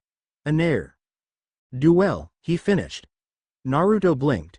"Perhaps both?" He shook his head slightly to rid it of that thought. "I see," he temporized, indicating that the clan head should continue. Hiashi seemed to ponder his next words, then said, "Please correct me if I am mistaken, Uzumaki-san, but given your attire and choice of address, I cannot help but believe you may be more aware of your origins than is commonly believed." Naruto snorted. He couldn't help himself. He took his dish of sake and drained it, then replied, "There is nothing to correct in your impression, Hiashi Dono." Mixing the polite with the uncouth was something that came naturally to Naruto, and he never hesitated to do so. "I see," Hiashi echoed. "And is the Hokage aware of this?" "If he isn't yet, he will be soon," said Naruto, carelessly. "The old man isn't stupid, and he sees a lot with that crystal ball of his." "And are you, yourself, aware that you were followed here?" Hiashi pressed. "I am aware of one watcher, by whom I do not feel threatened. Are there others by whom I would be?" Naruto shot back. Hiashi's Byakugan pulsed and released so quickly that the veins of his temple did not even bulge, and Naruto would not have noticed if he weren't so familiar with the particular sheen the Hyuga's white eyes took on when the bloodline was active. "No, the only people nearby who have an interest of you are your teacher, and my daughter." Hiashi leaned forward. "May I ask what your intentions are toward my daughter?" Naruto stared, glad he had finished his drink, because he would likely have choked at that moment. "Intentions? We're both 12. He exclaimed. Kurama huffed a laugh, somewhere in the recesses of Naruto's mind. Hiashi seemed to relax, but only very slightly. "You must be aware by now that my daughter thinks quite highly of you. Until today, I must confess I disapproved. I do not think that Hinata is strong enough to succeed me." Naruto's eyes flashed at the implied insult to his precious person, and Hiashi continued more quietly, "But having observed you today, Uzumaki-san, you seem far more mature than you were given credit for. You remind me, if I may say so, of your father nearly as much as your mother, now." Naruto felt his eyebrows contract, but he said nothing. "Let me rather ask, then, what you think of Hinata," said Hiashi. "It is common knowledge that you struggled in the academy, but still you graduated, and it is plain to me that you have made great strides since then. What is your opinion of my daughter?" "I think that she is a lot stronger than anyone realizes," Naruto replied at once. "Herself included. I understand that many of your clan dislike her apparent timidity and gentle nature, but I think they are great strengths undermined by a lack of confidence, which she lacks because she has so rarely been told, in her life, that she has done well. Her self-esteem suffers each time that she is told, not how to improve or what she has done correctly, but only that she is not good enough. Hinata is a kind soul and would not readily battle for conquest. She dislikes causing others harm, and would more happily learn to cooperate so that people can live in peace. But, as the Shodai himself wrote, the central tenet of the Will of Fire is that love is the key to peace. Although battle is often central to a shinobi's existence, it must be remembered always that violence is not strength and compassion is not weakness. All of the Hokage have believed in that message, and so do I. Then, not even 20 years ago, the Yondaime gave a speech which I will paraphrase. Only when a person has something precious to protect can they become truly strong. Hinata will not fight for herself, because she has been raised to believe that she is worthless. But if she were to fight to protect the people she loves, her sister, her cousin, her village, you would see her become a tigress." Hiashi was openly staring. Naruto got to his feet, and inclined his head yet again. Future or past, he didn't bow to anyone, but there was no need to be disrespectful. "Good day, Hiashi Dono." Hiashi remained sitting on the cushion, his sake dish untouched, until dinner time, ruminating on the young blonde boy's words, and wondering if he was really the same boy who had graffitied the Hokage monument only a few months before. Terumi Mei swept into Kirigakure like a queen. She wore the Mizukage's hat and robe, altered to accentuate her generous curves, and a smile that was at once kindly and firm. She was flanked by her retainer, Shojuru, with Haramekare on his back, and by an Anbu with a mask painted to resemble a turtle. Ao strode along behind her, grumbling at his usual position being usurped, but even he had grudgingly agreed that having an Anbu visible at Mei's shoulder would help give the impression they wanted. A water country willing to look unified, behind a leader standing for reunification and the end of the Civil War. Within their entourage was a casket with a window over the face, showing the face peaceful in death of Karatachi Yagura. His trademark hooked staff was just visible, apparently clasped in his hands. As they crossed the lake to the Mizukage's tower, the turtle-masked Anbu opened the door and swept Mei a bow before vanishing in a haze of shimmering mist. Ao moved back up to her left side as she sat down at the cage's desk as though her appointment to the position was a foregone conclusion. She folded her hands upon it calmly, and waited for the daimyo's messengers to arrive. Kakashi was nearing his wit's end. Constantly watching Naruto doing nothing was frustrating enough in itself, if only because Kakashi would not have believed it for a second even before whatever had changed. Naruto trying to play innocent now, when he had changed his wardrobe, equipment, and apparently his entire attitude, and could actually slip away sometimes if Kakashi wasn't careful, was just sad. The rather pathetic attempts to pretend that nothing was different, even as his clothes and movements and ability to use Shunshin silently contradicted him, actually convinced Kakashi more than ever that whatever the change was, there was no imposter, this was still Naruto. Naruto had carried Hinata back home after she had collapsed, in itself not unusual. What was unusual was that Hyuga Hiashi had invited Naruto inside, where he had remained for nearly half an hour. When the blonde had emerged, he had been unescorted, also unusual, and appeared deep in thought until he realized that he was out in the street, at which point his face carefully blanked. It was strange. With the new gear Naruto had bought, he should be training incessantly if he planned to use them in the exam, but instead he seemed entirely confident. Indeed, it seemed more as if he was simply picking up things he already knew how to use. And then there was the fact that he had bought one of his father's old Hiraishin kunai from the blacksmith, and had apparently placed an order for more of them. Between that and his new coat, could Naruto possibly know about his parents? And when had Naruto learned Shunshin no Jutsu anyway? His use of it to startle Hinata, apparently having sensed her watching him, had been way beyond genin level. Was it possible he had just been holding back ever since the academy? But why do that, and why change it now? Following his student with his book out, simply so that he would not seem out of character if he was spotted, Kakashi noted idly that Naruto seemed to be heading for his apartment. Well, that would make him easier to keep track of. Sure enough, his student hopped to the rooftop, then jumped and adhered to the wall of his building with far more ease than Kakashi would have expected a mere week ago. He paused for a moment outside his own window, likely to bypass some of his rather ingenious pranks turned traps, then slipped inside. After giving him 10 minutes to settle in and get complacent about being followed, Kakashi vanished to the untrained eye, anyway, and appeared on a rooftop across the street with an unblocked line of sight to Naruto's window. Inside, he saw the blonde puttering about with a kettle for tea, or more likely, for ramen. Sure enough, Naruto retrieved a styrofoam cup of dehydrated noodles from his cupboard, not unlike he had done many other nights under Kakashi's and other Anba's watches, before the Hokage had deemed Naruto competent enough to live without the constant supervision. As he waited for the water to boil, though, Naruto broke routine by grabbing a cutting board and kitchen knife, and quickly dicing up a carrot and a spring onion. When he poured the boiling water into the noodles, he also quickly added the vegetables and a few slices of Naruto maki. Of course it would be Naruto maki, then cracked an egg in, before covering it to let it cook. Kakashi blinked. That was, not necessarily beyond Naruto's culinary skill, but it struck him as something the boy simply wouldn't have thought of, not long ago. While waiting for his food to be ready, Naruto vanished into his bedroom, then returned to the kitchen table with a scroll, ink, and brush. He spread the paper out on the table and promptly began scribbling. At one point he got up, measured his own height against the doorframe, then sat back down. When 3 minutes had passed, he pushed the work aside, inhaled his dinner, then took up the brush once more. From where he stood, Kakashi couldn't see what his student was scribbling, so he jumped over to the building just as Naruto had done earlier. He padded higher up the wall, and leaned down slightly to peer into Naruto's window near the ceiling, and nearly fell off the building, was Naruto. Doing math. He was unable to keep himself from staring. What could his student possibly be doing?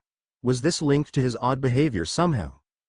Naruto had never cared about academics. Even when he was in the academy he was too much of a hands-on learner. And yet here he was, intently going over equations and nibbling the end of his brush as he checked his work. From what Kakashi could see, not all of it was simple math, either. Some of it was based on what he thought might be Naruto's own height and mass, but there were other calculations that looked like jerk vectors and fluid displacement, the sort of thing Kakashi had seen on the desks of ninjutsu developers, not 12-year-old genin. He simply sighed. Yet more suspicious behavior, with no grounds for confrontation.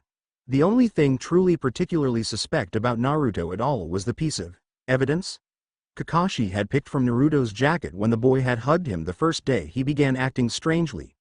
Naruto hadn't seemed to notice it missing, but both Kakashi and the Hokage had been gravely concerned. Kakashi hopped away from Naruto and spared a few hours to check up on his other students, but neither was acting any differently than usual, or than expected. Sasuke was training almost to exhaustion. He should really make a point of telling him to go easy with the exams only a few days away, and Sakura seemed to be pacing frantically around her room and chewing her hair. Well, he hadn't been planning on it, but perhaps he should call a team meeting. Tomorrow. It would be the day before the exams began, and it looked like they could do with both some encouragement and a reminder that they were a team. Kakashi heaved a sigh. Hopefully the latter would be something he could eventually stop having to remind them of. The day of the Chunin exams dawned bright and a little chilly for Konoha, which of course meant that the temperature would still be considered extremely mild.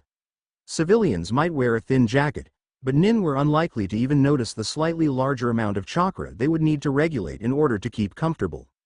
Naruto met up with Sakura and Sasuke on his way out of Katetsu Ryu. Higurashi-san had outdone himself, providing not 3 Mie Kanai as he had promised, but 4. Naruto had one of them out to test the weight and balance perfect, as expected when he nearly bumped into his teammates. Sasuke looked the same as ever, but Sakura had her long hair pulled back in a tight braid. "Oh, hey guys," he exclaimed. "Great. We can head over to the academy together. I wonder why they hold it there."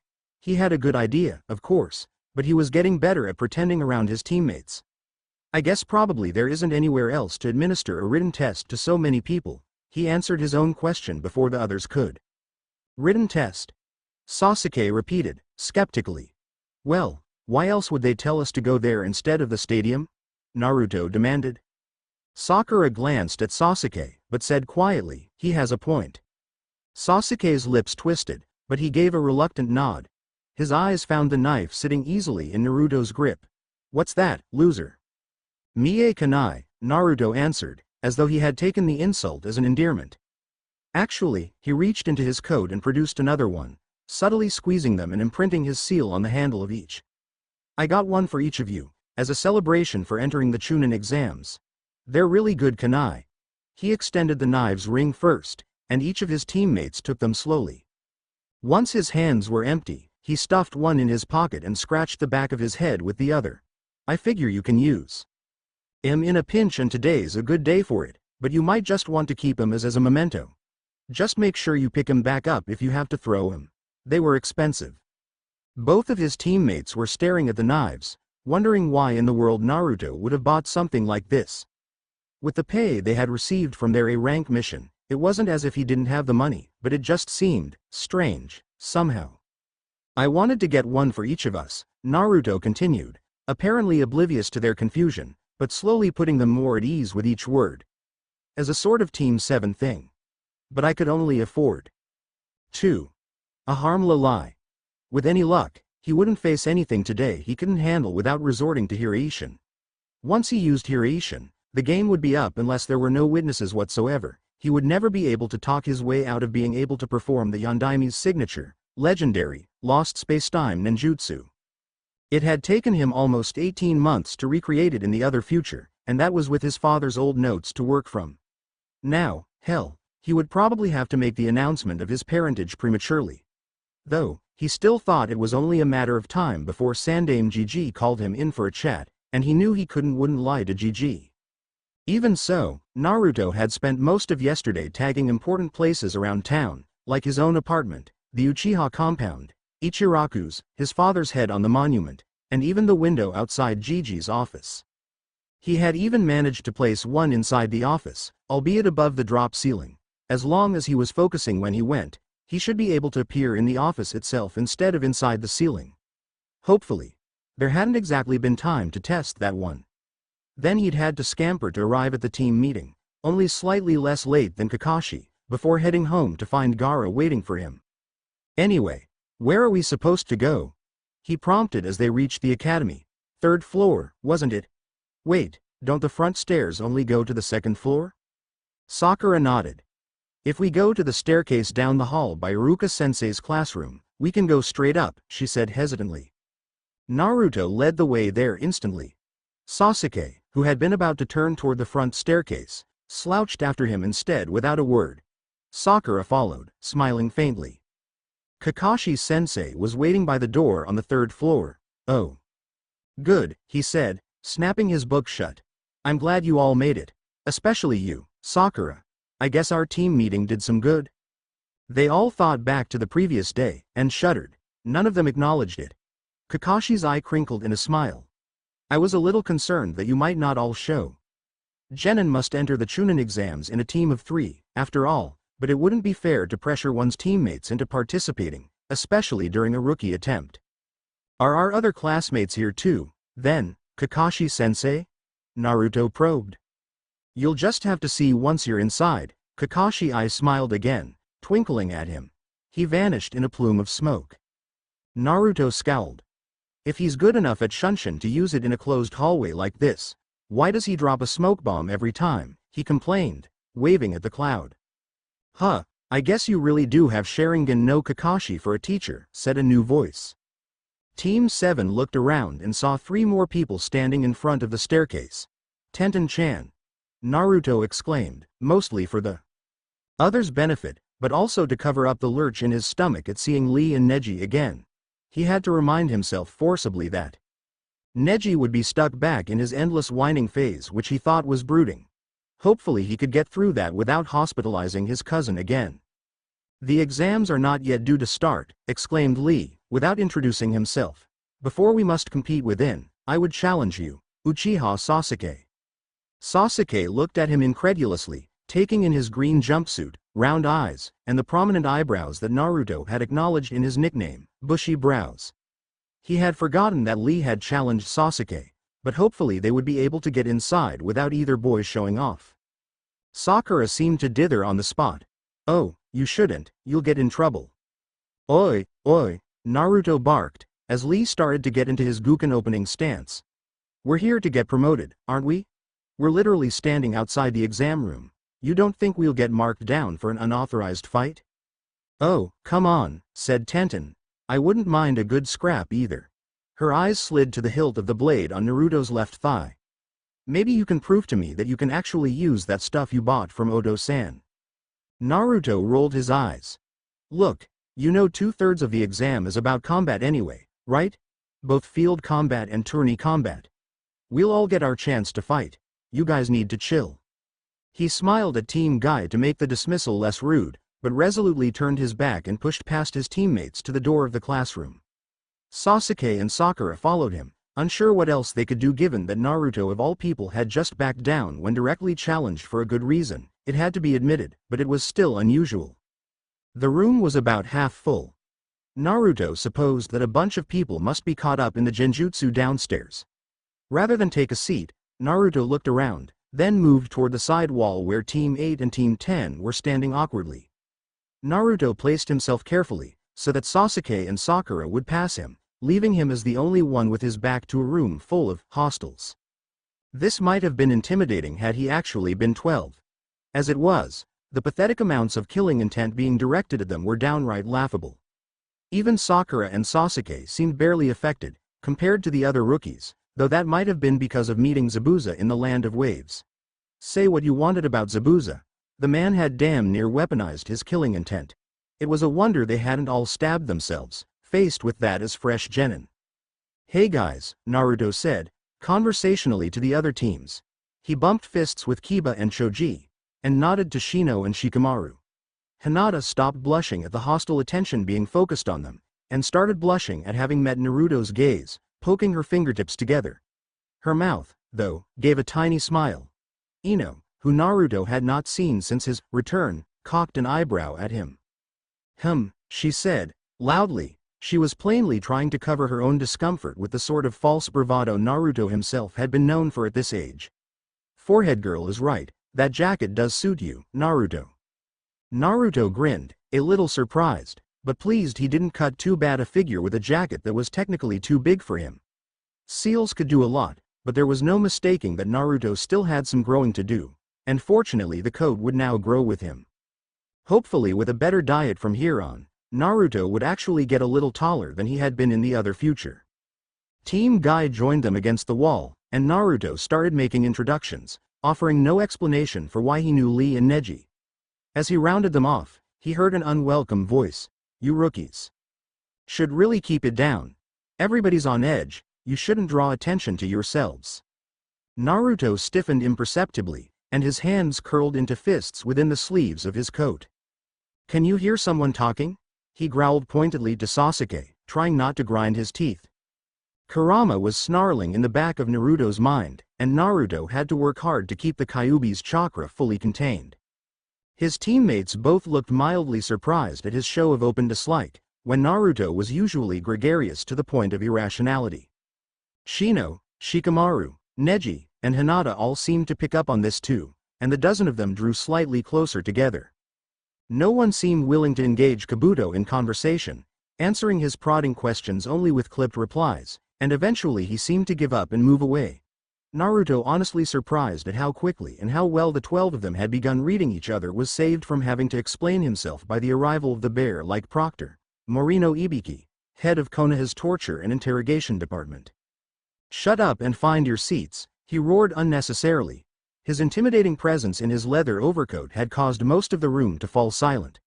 All of them scrambled to the seats they had been assigned. Naruto more calmly than most and found that from where he was sitting, he could make eye contact easily with both his teammates on the other side of the curved lecture hall.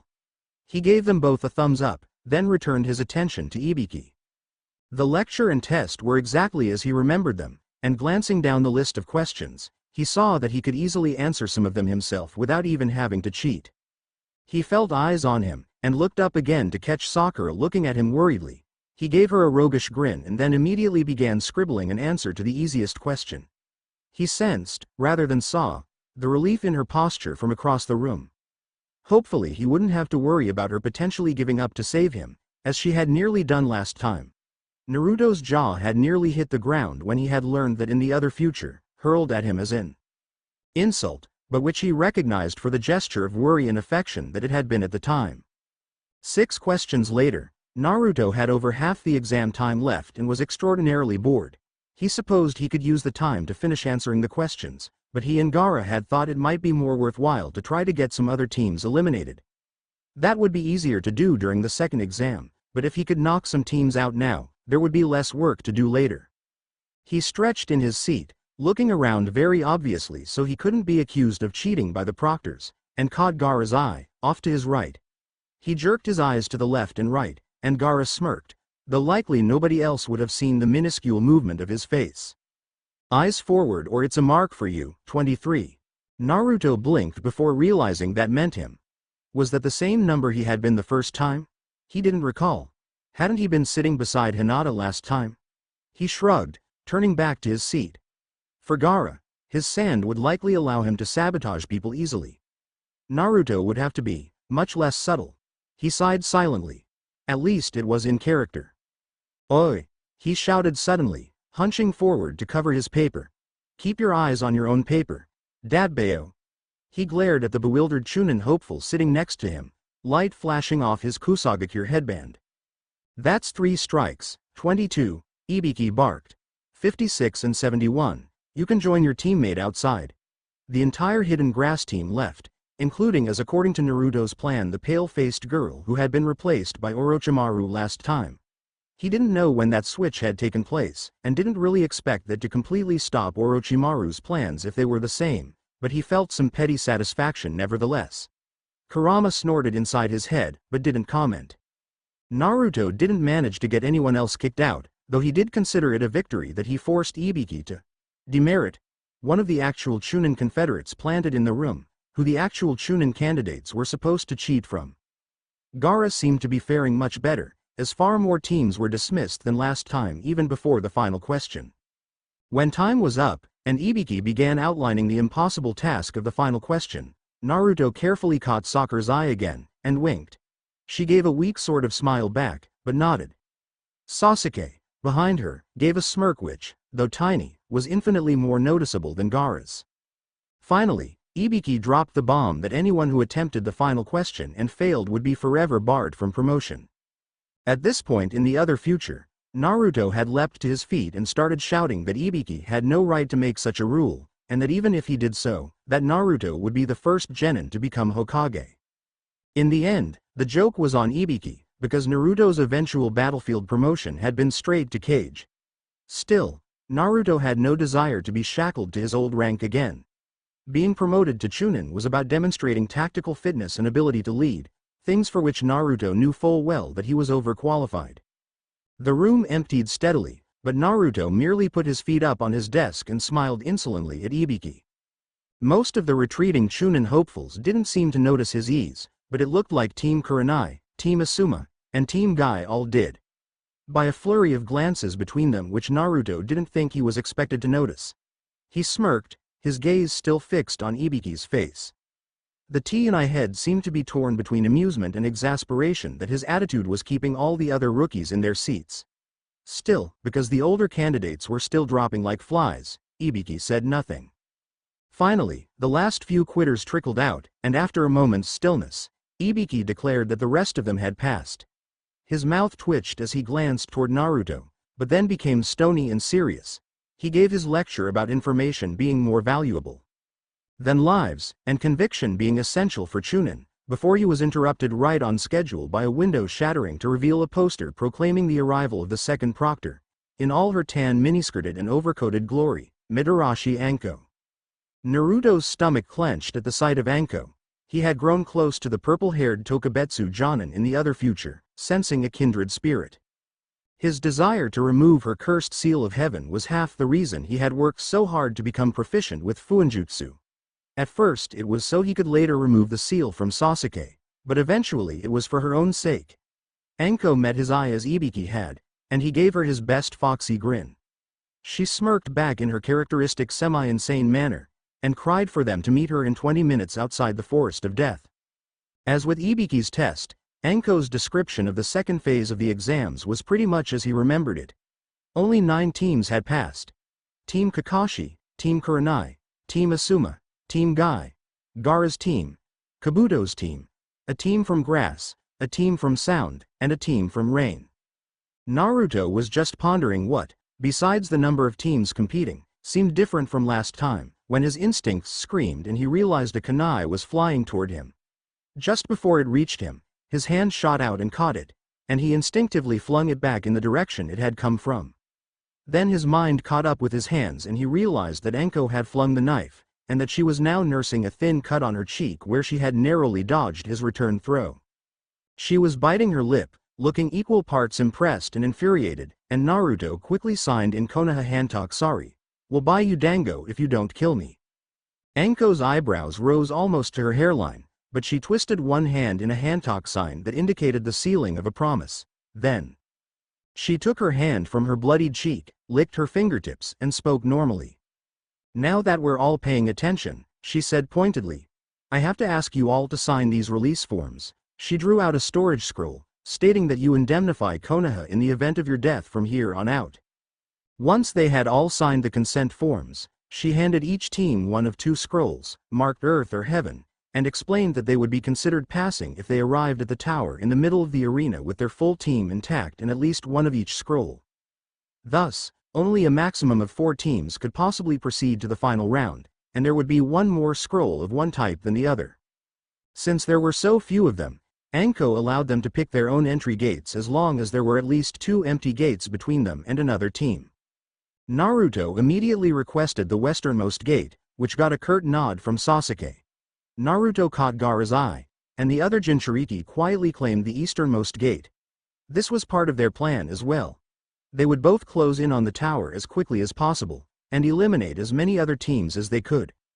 Of course, they had made this plan not realizing just how efficiently the first exam would eliminate contenders. Naruto felt a little guilty about it, but he knew all too well that none of his fellow rookies except maybe Shikamaru deserved to be promoted yet, and eliminating them from the exams would simply mean less chance for them to get injured, especially if the Otogakure team managed to slip past him and Gaara. Even the Jinchuriki could only cover so much ground at once, and Orochimaru's hidden sound were not to be underestimated. Sonic jutsu were difficult to defend against on the fly. Anyway, he had chosen the side farther from where the rest of the Konoha squads besides Kabuto's were beginning, so if his allies got stopped it would likely be by Gaara, but he knew Gaara wouldn't hurt them. The goal, between them, was to disrupt Orochimaru's plans. The easiest way would have been to have either Gaara's team or Naruto's own knocked out of the tournament, but in so doing they would force Orochimaru to improvise, and they would lose the advantage of knowing what was coming. Hopefully, by entering from a different gate, rushing through the forest to the tower, and being near backup in the form of the hidden sand, they could avoid Sasuke being branded with Orochimaru's cursed seal. Naruto could always remove it, but it would tip his hand to Orochimaru too soon. The starting whistle blew, the instructor opened their gate, and Naruto darted into the forest as fast as he thought his teammates could reasonably follow. Reaching out carefully with his chakra, he found that they had both secured the marked Mie Kanai to their backs as a last resort, so there would be no getting separated in a pinch.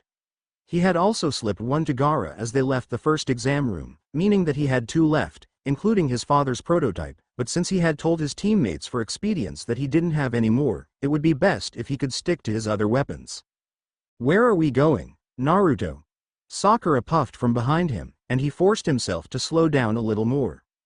Anko-san said the goal is the tower in the middle, and based on how big this training ground is to run around, I figure the middle's gotta be about 10 clicks from where we started. Since we know that's where everybody else is going, we can stake it out if we get there early enough, and just take every scroll from every team that tries to get by us. Reduce the competition for later. Naruto could sense Sasuke's eyes on him, but couldn't see his expression. Since Sasuke didn't say anything, Naruto chose to take his silence for agreement with the plan, and went on. "What scroll do we have?" "Anyway, we've got an Earth scroll," Sakura replied. "So we'll need to find a team with a Heaven scroll." Hadn't they had a Heaven scroll last time? Oh well, that sort of difference couldn't be significant. "I agree with Naruto. We should wait to ambush another team near the tower," said Sasuke unexpectedly. "We can cover 10 kilometers in an hour without getting tired or falling for any traps, if somebody manages to beat us there." Naruto, too preoccupied with keeping away from Orochimaru to consider how odd it was that Sasuke was agreeing with him, simply nodded and fell silent. Gaara's team also reached the vicinity of the tower within an hour, and spread out to begin setting traps. No sooner was Gaara alone than he was jumped by the remaining Kusagakure squad that had been following them for the last 20 minutes. Within seconds, all 3 were pinned against nearby trees by his sand. "What scroll were you given?" Gaara asked the apparent leader. He spat at Gaara, but Shukaku's defense caught it. The sand restraints on all 3 tightened enough to make breathing difficult. "I will ask again," Gaara went on, calmly. When again none of them answered, Gaara raised his right hand. "This is your first warning," he told them, a small stream of sand drifting toward each prisoner. With 3 small, sickening cracks, he broke each of their right forefingers. All 3 cried out in pain, and one shouted, "Earth, we got an Earth scroll, it's in his bag."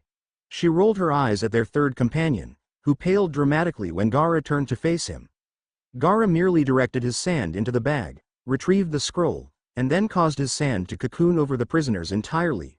After a few moments, he couldn't feel any of them struggling any longer, and drew the sand back to simple restraints. A quick genjutsu on the unconscious and thus unable to resist Kusa Nin, and they would sleep right through the end of the challenge. Gaara used his sand to set their broken fingers, then hardened the sand into a sort of makeshift cast. He bound the three carefully and laid them against a tree. He would bring them to the tower later. For now, they would sleep. Gaara glanced at the earth scroll in his hand. Irritating. His team had been furnished with an earth scroll by the proctor, so their job was not yet done, and now there was one less chance to avoid eliminating a Konoha team. The so-called Konoha 10 had been reliable allies in what Gaara thought of as the lost future, and he would avoid harming any of them if humanly possible. Feeling Shukaku shift in the back of his head, Gaara added sternly, or demonically possible. They will not be harmed. The Ichibi made no reply, but Gaara could almost feel him sulking at being denied bloodshed. Should we find Orochimaru's pet medic, you will have blood to spare, Gaara promised the Tanuki. Shukaku subsided, accepting that, and Gaara settled in to wait. 4 days later, Team Kakashi had not seen hide nor hair of any other team, and Naruto's nerves were nearing the breaking point. The first few days had been bad enough, but by the third night, Naruto had insisted that they mount two-person watches instead, with only one person resting at a time, even though Naruto was also standing watch with more Kage Bunshin than his teammates could possibly fathom. Even when it was his turn to sleep, Naruto found himself barely dozing, and the slightest footstep, from Sakura or Sasuke returning from their watch, woke him before they even drew close enough to touch him. Still, there had been no contact from any hostiles, and Naruto was beginning to worry that he would have to stage a fight with Gaara's team to make sure they actually passed. He knew from a small message early on the fourth morning that Gaara had fought Kabuto's team, but that the rogue medic had escaped with his team. Gaara had also engaged and captured Team Kurenai, securing their scroll with no injuries. Where the hell is everybo? Naruto started to complain, then ducked as a shuriken came whistling by. As it thunked into a tree behind him, Naruto drew his kukri and settled into an armed Shiokan stance. About damn time, he barked. Let's go. Based on the attack being a single shuriken, and on the minuscule killing intent he could feel, Naruto was sure that whoever was attacking them, it wasn't Orochimaru. Where the hell was Orochimaru? Naruto felt Sasuke draw in front of Sakura, and he flung out an arm in a handtalk sign, telling Sasuke to stay put. Then Naruto flashed forward in a shunshin, landing on a tree branch and finding himself immediately surrounded. The 3 genin participating from Otogakure, what had their names been? All looked startled by his sudden appearance, and 2 of them dashed backward, leaving the leader to close with Naruto. Which one had been the leader? Was it the one with the air jets in his arms? No, that one was behind him, Naruto realized as he had to backflip over the blast of air and sound. And he remembered that the kunoichi on the team had been a senbon user, which meant the one he was closing with was the one with that weird gauntlet on his arm. That could be an issue. He remembered their leader being clever, and thus the biggest threat. Sure enough, the auto leader swung his arm in a strange arc to make air vibrate across the holes in his resonating echo speaker gauntlet. The sound waves, magnified by his chakra, immediately upset Naruto's balance, but he was adhering to the branch with chakra. Rather than block the incoming blow, he wrapped his arm fully around Dosu's gauntlet, muffling the vibrations and slamming the kukri in his other hand between the auto genin's ribs. He missed the heart, but as he withdrew the knife and leapt away, another blast of air and sound from Zaku behind him blasted Dosu off the branch in pieces, eliminating the greatest threat. As Naruto landed back on the forest floor, 24 senbon landed around him with a loud jingling noise. Bells, yes. The senbon using sound kunoichi had attached little bells to her needles to disguise the number of senbon flying, and to produce the sound waves for her genjutsu. Naruto caught up the hilt of his kukri with his teeth, growled, "Fuden. Daikakukiryu," and clenched his hands in the snake seal. A great downdraft centered on him seemed to blast outward, flinging away not only the senbon still flying at him, but all the ones in the ground as well. Releasing the kukri from his mouth, he caught it in a reverse grip as he dashed forward again, slashing out at the kunoichi-kin's throat, before he could be caught up in any genjutsu. As she fell to the ground, he pulsed his chakra to be sure that her death had not been an illusion, but the moment cost him and Zaku succeeded in blowing him off his feet. Thankfully there were no trees in his way, so he simply rolled back to his feet and flung a kunai back at Zaku, who simply blew it out of the way with his air cannons. The auto genin's face was twisted with rage, but Naruto remained calm. As Zaku raised both his arms again, Naruto used another Shunshin to dash, not directly at him, but slightly to the side. He jumped, turned over, and kicked off a tree to land at the Auto Nin's side. With a swift elbow bash, he broke Zaku's left arm, and as Zaku brought his right arm around to blast Naruto away, the blonde pressed 2 fingers into a pressure point in Zaku's elbow, forcing his good arm to fold. Zaku's air cutter discharged, but his palm was now pointed at his own face. Naruto turned away quickly, using a Fuden jutsu he had invented to expel wind from his pores, causing his clothes to billow around him and the blood coating him to blow away. Once it settled, he created some clones to search the bodies for their team's scroll, and headed back to their clearing. Where was Orochimaru? The Sound Team last time had said that their mission was to kill Sasuke, but Orochimaru's actual plan had been for them to test Sasuke's abilities with the cursed seal. But Orochimaru hadn't shown up this time. Naruto wasn't much of a chakra sensor, but he knew his teammates' chakra and he knew Orochimaru's. Sasuke and Sakura hadn't used any chakra during his brief scuffle with the Auto Team, and while Orochimaru could conceal himself, he wouldn't have been able to prevent Naruto from noticing his allies' worry. It was nearing noon, there were barely 12 hours left in the test, and while they did finally have the Heaven Scroll they needed to pass, he still didn't know where the hell Orochimaru was. Screw it. They needed to get inside. He created another clone to tell Gaara that it was time to come inside, and sent out a few more as runners, getting them to gather up all the disguised Kage Bunshin lying around and search the forest for the other Konoha teams, and either guide them or carry them to the tower at the end of the testing period. As he arrived back in the clearing, he tossed the Sound Team's Heaven Scroll to Sakura and pulled a cleaning cloth from his backpack. Quickly scrubbing the blood off his kukri, he returned it to its sheath, packed up all his things, and was ready to go immediately. Seeing his example, his teammates began packing as well. He could tell they had questioned Sasuke, especially, had hardly twitched his narrowed eyes from Naruto's back since he had returned, but they were also eager to get inside the tower. "Let's rock," said Naruto, as the other two finally caught up their gear. Naruto," Sakura asked, looking at the blood spattered on the ground where he had cleaned his kukri. Did you kill someone, Dobi?" Sasuke finished when Sakura trailed off. Naruto paused as a wave of memories rushed over him. One of Naruto's clones back where he had fought the Sound Team popped, having used up its chakra to burn the corpses. The rest of the clones had stolen all the Sound Nin's useful gear and were burying it for later retrieval. Another clone popped as it marked the tree near where the tools were buried with the Hiashi formula. Finally, the clone he had sent to Gaara dispersed itself as well, indicating the Sans agreement that it was time to finish. "Yes," Naruto answered Sasuke. "They were going to kill us. Did you think they gave me their scroll because I asked nicely?" Sakura looked pale, but Sasuke seemed almost approving. Naruto jerked his head toward their destination and said, "Let's get to the tower now, we've got a Heaven Scroll. I really wasn't expecting to stay out here this long." This wasn't quite true. Even if they had obtained the Heaven Scroll immediately, he would have still argued for staying to try to eliminate other teams, but it didn't matter now. A moment later, the doors of the tower closed behind them, and they had passed the second exam. Thousands of kilometers to the northeast in the land of hot water, only a short distance outside the gates of the famous hidden village turned tourist trap Yugakure, there lay a desolate wasteland, dotted with geysers and boiling mud pits.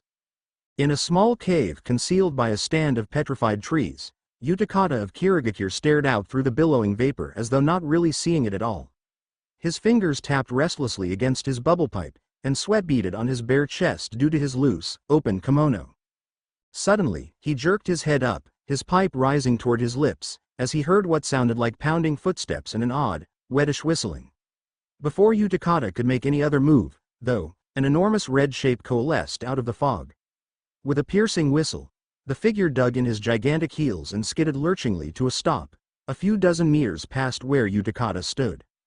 "Sorry, you were closer than I thought and it's hard to stop once I get going," the huge shape said. Utakata blinked, and resolved the reddish blob into the shape of a tall, broad man wearing odd crimson armor.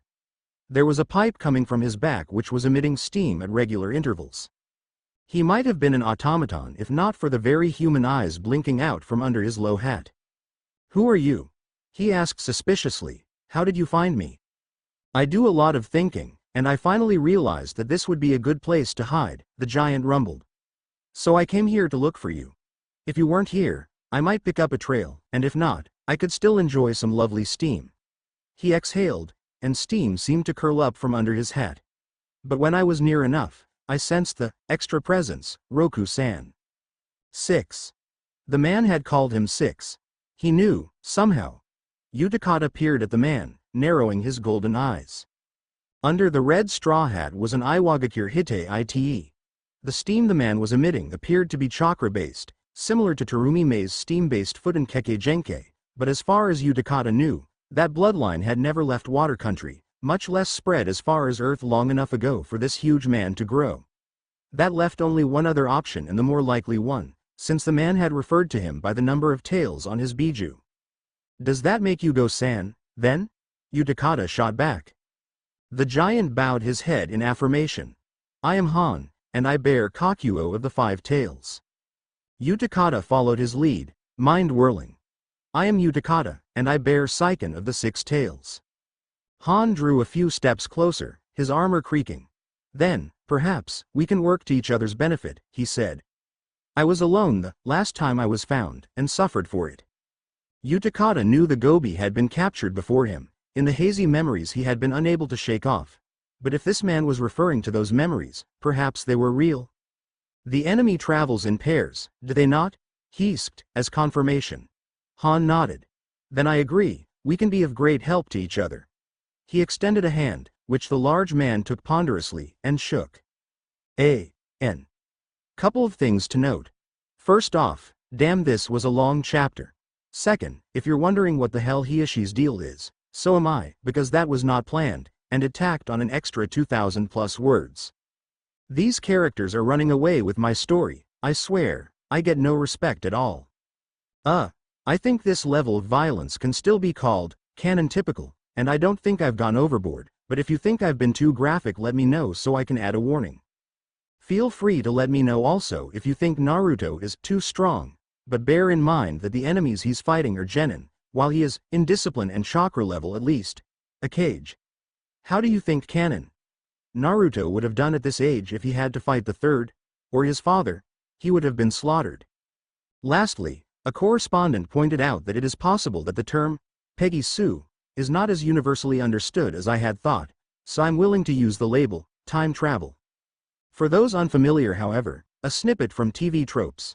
A Peggy Sue story gives a character, usually at the end of a story or series, the chance to go back and relive his life with the knowledge he gained from living through his story the first time.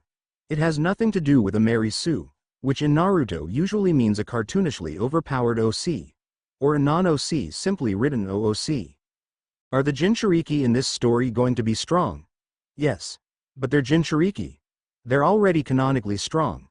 Naruto isn't going to be going head-to-head with the likes of Akatsuki right now because he's barely 13, but he does have near-free access to Kyuubi's chakra and 8 known allies who are as strong or stronger than him, simply by virtue of being the same as him but mostly older, and having people that you know you can count on and who count on you makes a huge difference to someone like Naruto, who is already, from his time in the Lost Timeline, less empty bravado and more actual confidence than he was the first time around. TLDR. Trust me to craft my story, nay, trust, honesty, honor. The first room within the tower was bare except for a scroll on the wall. Sakura began to read the riddle aloud, but Naruto barely paid attention as he unsealed the earth and heaven scrolls and tossed them on the floor. The seals inscribed on them glowed shoddy work, Naruto thought idly. The lines were weak and the curves unsteady before a plume of smoke erupted. Sasuke and Sakura both stepped back, on guard, as a silhouette became visible through the hanging vapor. As the smoke cleared, Naruto dragged a hand down his face in exasperation. Before them stood a rather poorly made scarecrow, with straw sticking out of its vest and some sort of fluffy white brush on its head under a jauntily tilted headband that covered one painted eye. The sketched face was a Henehenomoheji Kakashi's chop, if the brush approximating his characteristically gravity-defying hair wasn't obvious enough. The scarecrow had a note pinned to its chest, which Naruto read to his stunned teammates. Sorry for not coming to meet you, but there's a cat in a tree that I need to save. Head through the door in front of you to the third room on the right to get some rest. The first door on the left is a cafeteria. Get something to eat and ask for medical attention if you need it. I'm proud of you for getting this far. It was signed with the Henehenomo Heiji. There was also a chibi Kakashi giving a V for victory sign drawn in the corner. Naruto sighed, passed the note to Sakura, and pushed his way through the door. You guys hungry? He asked, moving to the door on the left. Wouldn't you like to get cleaned up first, Naruto?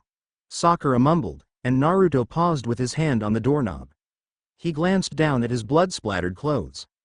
On the one hand, this might make for a good intimidation factor. On the other, yeah, you're right, he laughed. I don't want to eat with this all over me. Naruto crossed to the third door on the right as Kakashi had instructed and found another note tacked to the door with their names on it.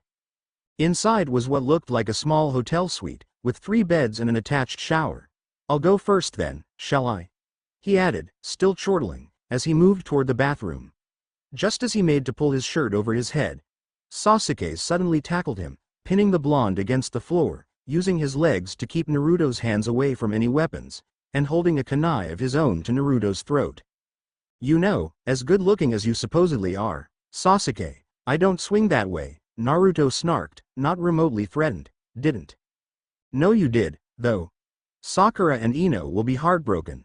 On reflection, it was really quite fortunate for Sasuke that he had pulled this stunt while Naruto was fully awake.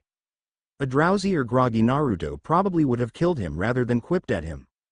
Who the hell are you? Sasuke snarled. Naruto isn't skilled enough to kill 3 people without a scratch or clever enough to understand the riddle back there so quickly. Naruto snorted. He should have expected this, though. He hadn't been acting the way he had at this age since the moment he had come back. He found it difficult to remember exactly how he had behaved, in truth, so he hadn't bothered. Sasuke had always been observant, quick to draw and stick to conclusions. Even when, as was currently demonstrating, his conclusions were easily demonstrably wrong. Brilliant theory, Naruto said sarcastically. Well, except for the holes in it. When exactly am I supposed to have switched places with someone else, moron? And with who? And why? Sasuke hesitated as Naruto kept poking holes in his theory, but then tightened his grip on the kunai against Naruto's neck as his eyes spun into Sharingan. Naruto has been acting weird for weeks, Sakura said, though she still looked nervous. Naruto sighed. Look, I really want to take a shower, so why don't you tell me what I can say that will make you believe me? You want me to make some Kage Bunshin? Or reminisce about tree climbing in the land of waves? Or when I beat you up on graduation day? Sasuke growled, but the pressure on Naruto's throat disappeared. Sasuke, plainly, had never told anybody about that short tussle, so only Naruto could know about it. A spy could have known that they learned to climb trees in wave, but the transformation of their rivalry into a friendly one was an interaction that couldn't have been faked. Nobody their age could use Kage Bunshin except Naruto, and no henge would stand up to the Sharingan, nor could it replicate the characteristic color or intensity of Naruto's particular chakra.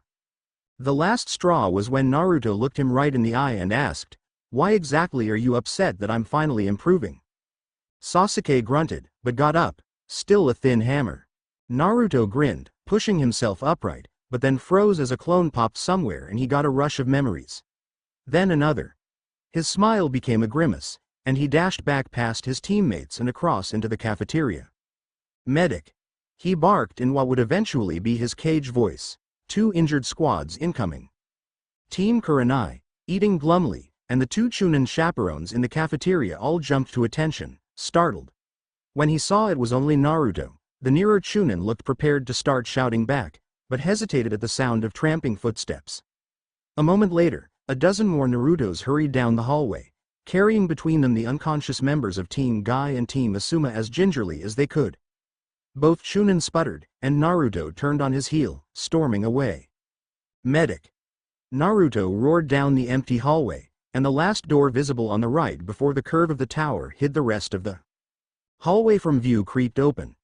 Medical staff is H, the woman began to say, but had to jump back as the clones rushed past her. She sounded familiar, but Naruto was paying her no attention. They laid their comrades gently upon the available beds and dispersed. Naruto closed his eyes to sort through what they had learned, and began to speak rapidly without opening them, even as he backpedaled into the hallways so that the medics could work. All 6 of them display signs of severe chakra exhaustion. Narashikamaru appears to have a concussion. Rock Lee's muscles are torn due to use of at least the first 3 gates. Hyuga Neji has had the ligaments behind both knees severed, and both females show contusions to the torso consistent with cracked ribs. Pleasingly, none of the medical staff wasted time asking questions, instead leaping straight to work. The vaguely familiar one who had opened the door thanked him, and Naruto finally opened his eyes as the door closed sharply. Slouching back to the room they had been assigned, Naruto hung his coat beside the door and shucked off his shirt and mesh vest, leaving them lying on the floor. He began unfastening his pants as he moved into the bathroom, but hearing Sakura squeak, he kicked the door closed before getting fully undressed and stepping into the shower. Emerging 10 minutes later with his pants cleaned and firmly back on over a fresh sriracha wrap, Naruto paused in toweling his hair dry when he saw Kakashi in the room. "Good of you to join us, sensei," he said, dryly but fondly. "Actually, Naruto, Hokage-sama was hoping you would join him before lunch," Kakashi said, snapping his book shut with an eye smile. Naruto shrugged.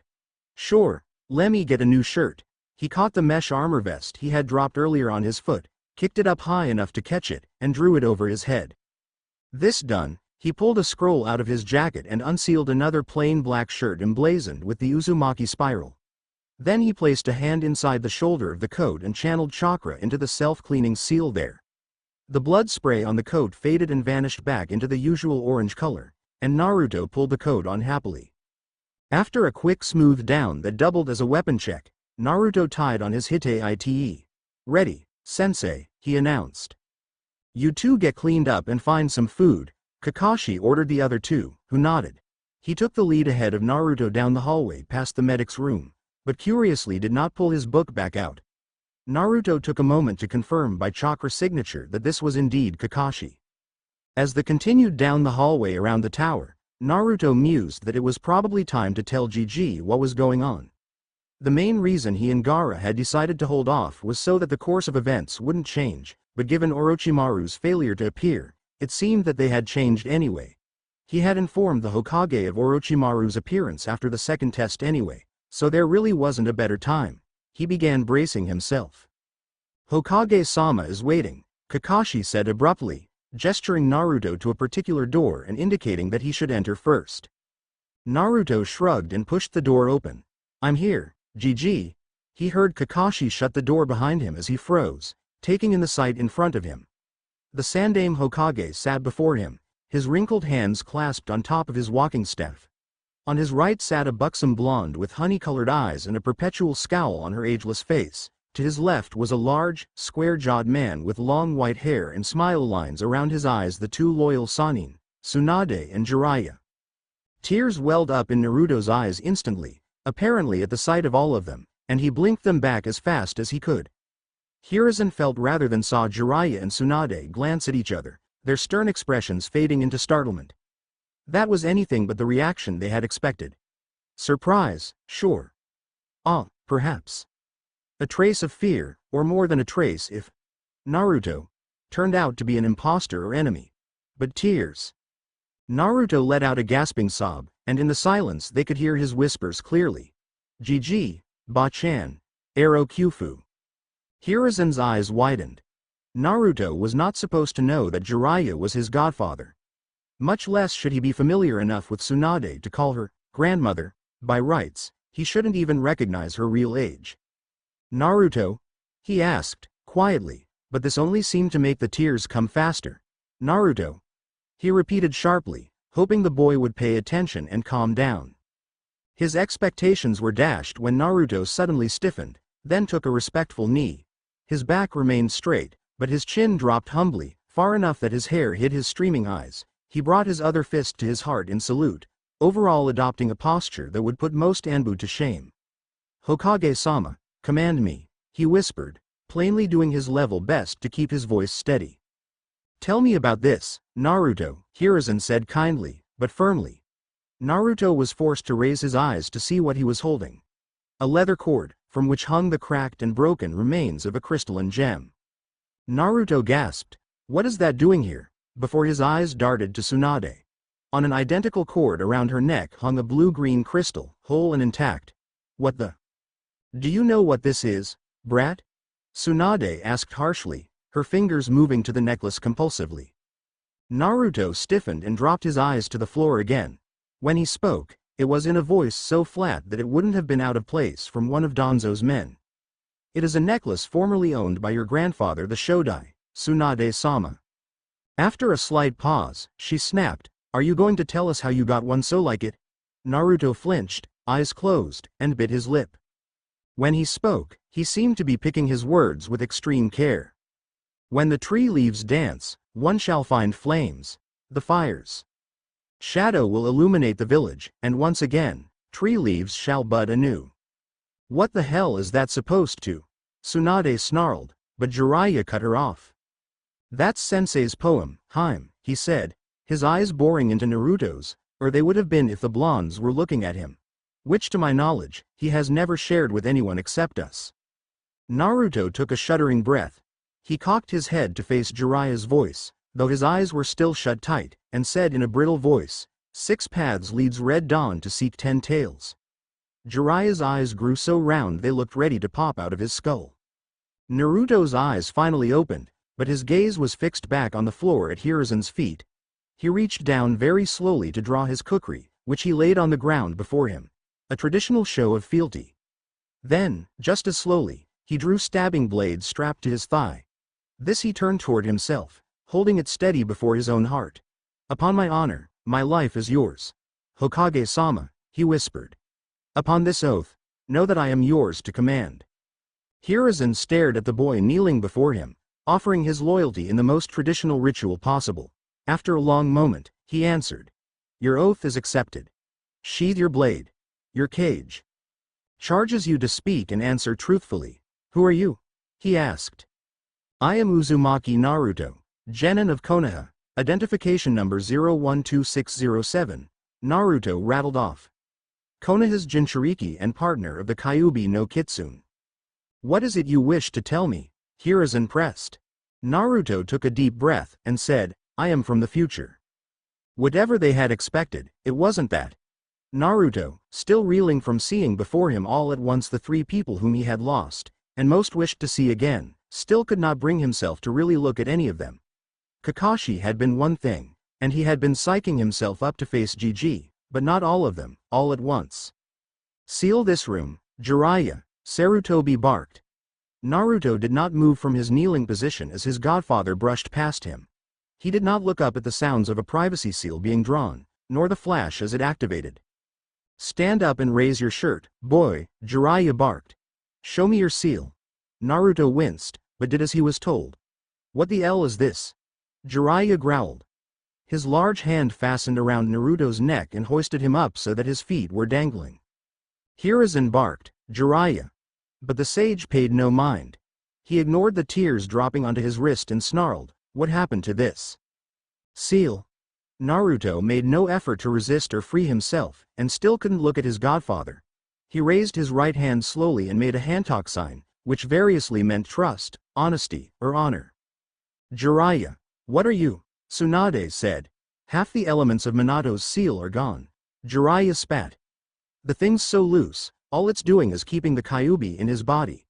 It's not sequestered from his mind, not protecting him from its influence, not even really filtering its chakra. It's almost as bad as the one on the Ichibi Jinchuriki." The tips of the fingers of Jiraiya's free hands began to glow. Kurama snarled in the back of Naruto's mind. "I'll release it," Naruto told the fox quellingly. "You know I will. Believe it." Jiraiya slammed his glowing hand into Naruto's stomach and twisted. The seal burned suddenly and tightened, returning it to how it had been when Naruto had actually been 12. Some tiny part of him had to chuckle at the irony that despite everything else that had gone differently, his seal had still been messed with during the Chunin exams. Jiraiya dropped Naruto, dusting his hands.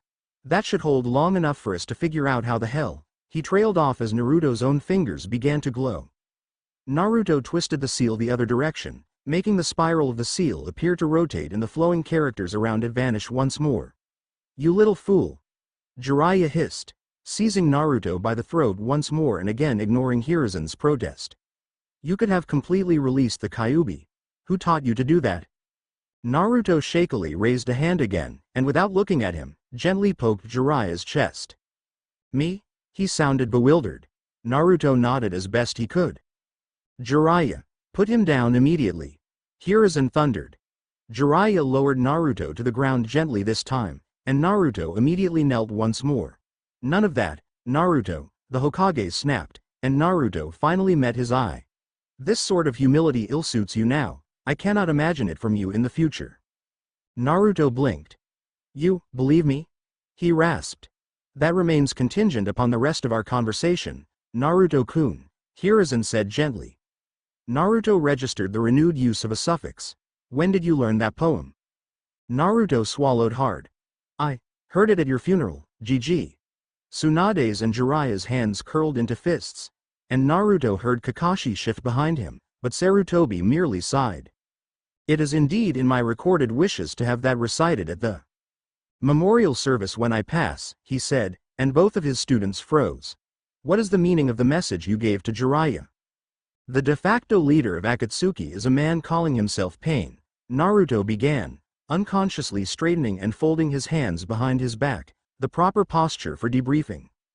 He is the leader of a megacure, having led a civil war and killed Sanshuo no Hanzo some 15 years ago. His eyes almost looked at Jiraiya before he continued. His real identity is Nagato, and I have strong reason to believe that he may be an Uzumaki.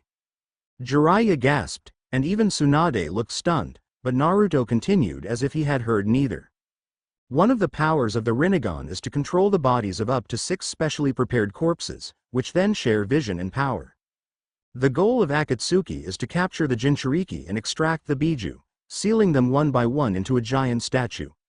Pain believes that the statue is a weapon, and that by possessing it, Akatsuki can end war by virtue of being an unstoppable threat. In truth, the statue is an empty husk that was once the body of the Jubi, before the first sage of the 6 paths divided its chakra into the 9 Biju we know today. Naruto rested a hand on his stomach as he finished speaking. There was silence for several long minutes. Finally, Hiruzen asked, how did you come to be here? By the end of the 4th Great Shinobi War, I was the only remaining Jinchuriki, through a series of frankly absurd coincidences. I found myself with all 9 Biju contained within me. The enemy I faced attempted to capture me using a space-time ninjutsu. Naruto bit his lip again. As it was explained to me, that technique was supposed to place its target in a pocket dimension that only the user could access. Instead, he scratched the back of his head in a characteristic gesture. I was flung into the past. How far? 5 years or so. I'm not sure exactly. The calendar didn't seem so important toward the end. Naruto shrugged. It was that bad? Kakashi asked, speaking for the first time. It was war, Naruto replied quietly. What proof can you offer? Tsunade asked. Besides knowing things I shouldn't, Naruto shot back. He raised his left hand, and with a soft hum, created a Rasengan. The spiraling ball of chakra held everyone's eye for a moment. I can do better, but not without Sage Mode. I can't summon toads for you, because I haven't signed the contract yet, so nothing will happen. Oh, there's this. He held out one of his Mie Kanai, subtly imprinting it his Hiraishin tag with a squeeze. Still using exaggerated movements, he lobbed it at an empty chair. In a flash of orange light, he vanished and reappeared seated in the chair with the Kanai spinning by its ring around his finger. That was, Kakashi staggered over to a chair beside Tsunade and sat down heavily. Yeah. Naruto pocketed the Mie Kanai. Took forever to get it right. You wouldn't believe how complicated it is to change the color of the flash. He grinned, and the Hokage threw back his head and laughed. So how did you get my necklace? Tsunade cut in. I assume that it was mine. You gave it to me, he confirmed. After GG, Ero Sennin brought me to look for you. Godem-sama. Tsunade sputtered. Naruto allowed himself to smirk a little. Don't get used to that formality from me, though, Ba-chan. As Tsunade composed herself, Naruto picked up and sheathed his kukri, laying the marked Mie Kanai in front of the Hokage instead. I'm having more made, but I want you to keep this, GG. I don't want to tag Enma-san. He resumed his debriefing stance. I said nothing before now so that the potential for changing the course of history would be minimal, and I was hoping to eliminate some of the larger thorns in our side before they could ruin everything again. He sighed. But things are already different, and I don't know why. What do you mean, Naruto? Hiruzen prodded gently. Last time, during the second phase of the Chunin exams, in the Forest of Death, our squad was attacked by a giant snake, and a Kusagakure Jonin who turned out to be Orochimaru in disguise. He placed a 5-element seal on my stomach and a cursed seal of heaven on Uchiha Sasuke's neck. None of these events happened this time. Orochimaru attacked? Hiruzen asked, alarmed. Naruto nodded, looking bitter. It was a precursor to a planned invasion. Orochimaru is the secret leader of Otogakure, and he conspired with the Yondaime Kazekage to attack Konoha during the third phase, using a combination of mass genjutsu, summoning, and a rampaging Ichibi. Naruto raised a hand at the adult's looks of alarm. If nothing else, the latter is a moot point. Gaara, the Jinchuriki of the Ichibi, Shukaku of the One Tail, also has his memories of the lost future. Naruto smiled. Orochimaru apparently did not trust the Kazekage to hold up his end of the bargain, and as such killed him and replaced him shortly before the third phase. It was in this guise that he attacked you. GG. Gaara later became Suna's Godem. He is a powerful ally. Then Naruto sighed, and added, Gaara and I agreed that we should allow that assassination, but we weren't sure exactly when it happened. Now, I'm not sure if it even will. Orochimaru hoped to destroy Konoha with his invasion, but that was only ever a secondary goal.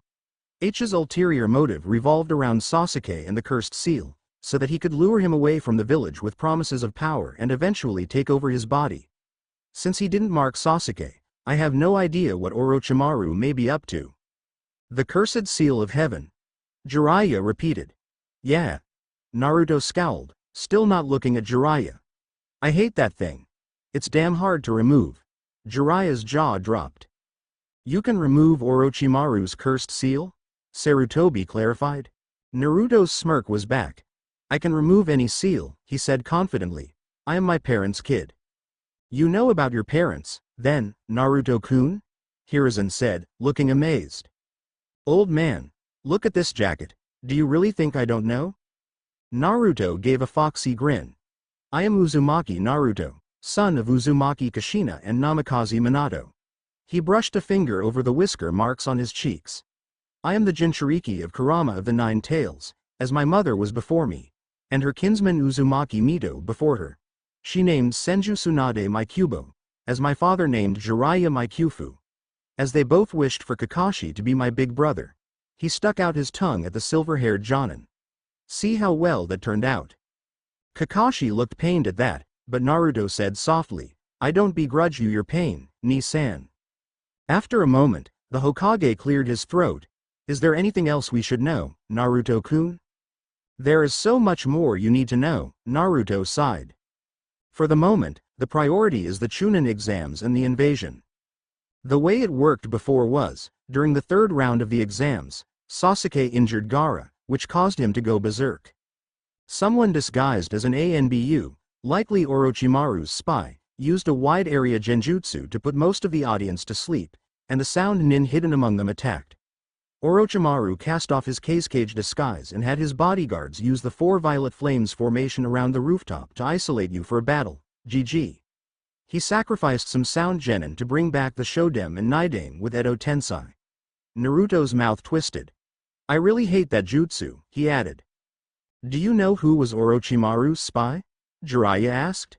Yakushi Kabuto, Naruto replied without hesitation.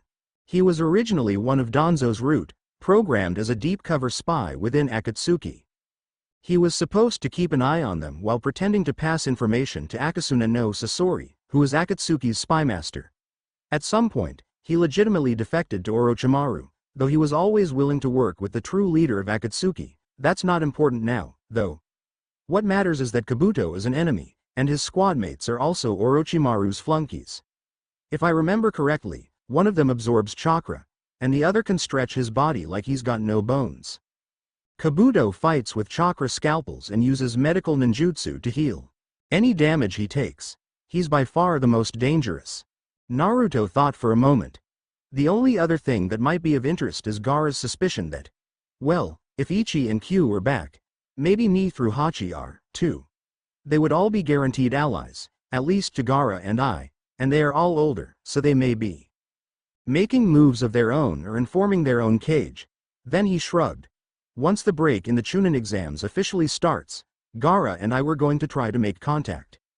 I see, the Hokage said after a moment. Does this conclude your official report, Shinobi? Naruto brought a fist to his heart to salute, much more relaxed now. Then I have another question, Naruto-kun. What rank did you hold in the future? Naruto gave a crooked smile. Rokudame Hokage and Grand Commander of the Allied Shinobi Forces. I see, Hiruzen actually chuckled. Well then, Naruto-kun, while I am not quite ready to hand you the hat just yet, I should think that you are prepared to shoulder some more responsibility than your present rank allows, if you are willing to agree to an assessment. As my Hokage commands, Naruto said neutrally, though the broad grin on his face told its own story. Not to full Jonin, I'm afraid, Hiruzen warned his protege. I think Tokuho is the best we will be able to do for some time. I will arrange a private evaluation, though I must ask you to remain in both the Chunin exams and your current team, under Kakashi-kun's direction for some time. As my Hokage commands, Naruto repeated. What sort of evaluation? The sort that ensures you are able to defend the rank in question. Naruto's smile widened. Permission to fight my Taiko, Hokage. Sama. Kakashi seemed to have recovered somewhat. You sure about that, Otuto? He teased. Ma. I'm not sure I could take a Sanin while I'm 12, unless I use Sage Mode, and I'd feel guilty beating up on a geezer. Naruto teased back. Sarutobi cleared his throat again, pointedly. I think that will be all for today, Naruto-kun. Though, if you would remain just a moment. He didn't wait for Naruto's response. Tsunade, please accompany me. We need to greet the other Chunin candidates and examine the potential tournament bracket. Oh, Ba-chan, Naruto interrupted. There were some friends of mine injured during the exam. Looks like Kabuto's work to me. I'll drop in, Tsunade promised as she followed Hiruzen out of the room. The door shut behind them and the privacy seal flared as it reactivated. Belatedly, Naruto realized Kakashi had also left, which meant Naruto was now alone with. Jiraiya watched his godson's back as the realization hit him. After a long, stiff silence, Jiraiya said bitterly, I must have hurt you pretty badly in the future for you not to be able to stand the sight of me. Naruto whirled on the spot and finally met his gaze, his sparkling blue eyes brimming with unshed tears. Hurt me? You left me to go deep into hostile territory with no backup, for no gain we couldn't have guessed at. If I had been there, I could have gotten you back out. His strangled voice trailed off, too choked with emotion to continue. He turned away again. Jiraiya said nothing. He got to his feet, pulled his godson around, and crushed the boy to his chest. Naruto sniffled, gasped, and then broke down completely. He sobbed, and everyone tore at Jiraiya's heart. Even accounting for a 5-year reversal of time, impossible as it sounded, Naruto couldn't have been more than 18. Too young. Too young for everything that had happened to him, without being flung back and having to face the people he had lost. If Jiraiya found himself suddenly face to face with Minato. Naruto's sobs were slowly resolving into words. No, you're not him, but he was you, and. There was no reply Jiraiya could make to that, so he just rubbed the small of Naruto's back through the sleeveless haori until the boy finally sniffled himself silent. Then he said, seems like there's not much left for me to teach you, Naruto.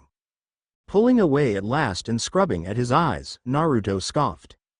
You've forgotten more than I ever knew about being a ninja, you old toad. And don't you forget it, brat, Jiraiya laughed. Now clean yourself up, it's time for sensei to tell you why we have Chunin exams or whatever the lecture's about these days. That's what I remember, Naruto gave a watery chuckle. When they emerged, they found a red-haired boy with a Suna headband passing by. The sand Jinchuriki glanced between them, and Naruto gave him a tiny nod. The redhead fell into step beside the blonde, and Naruto said, Raya, this is Gaara. Raya? The sage pondered. He supposed he could allow it. Gaara inclined his head respectfully, but spoke to Naruto. Orochimaru did not attack, he said bluntly. No, Naruto agreed.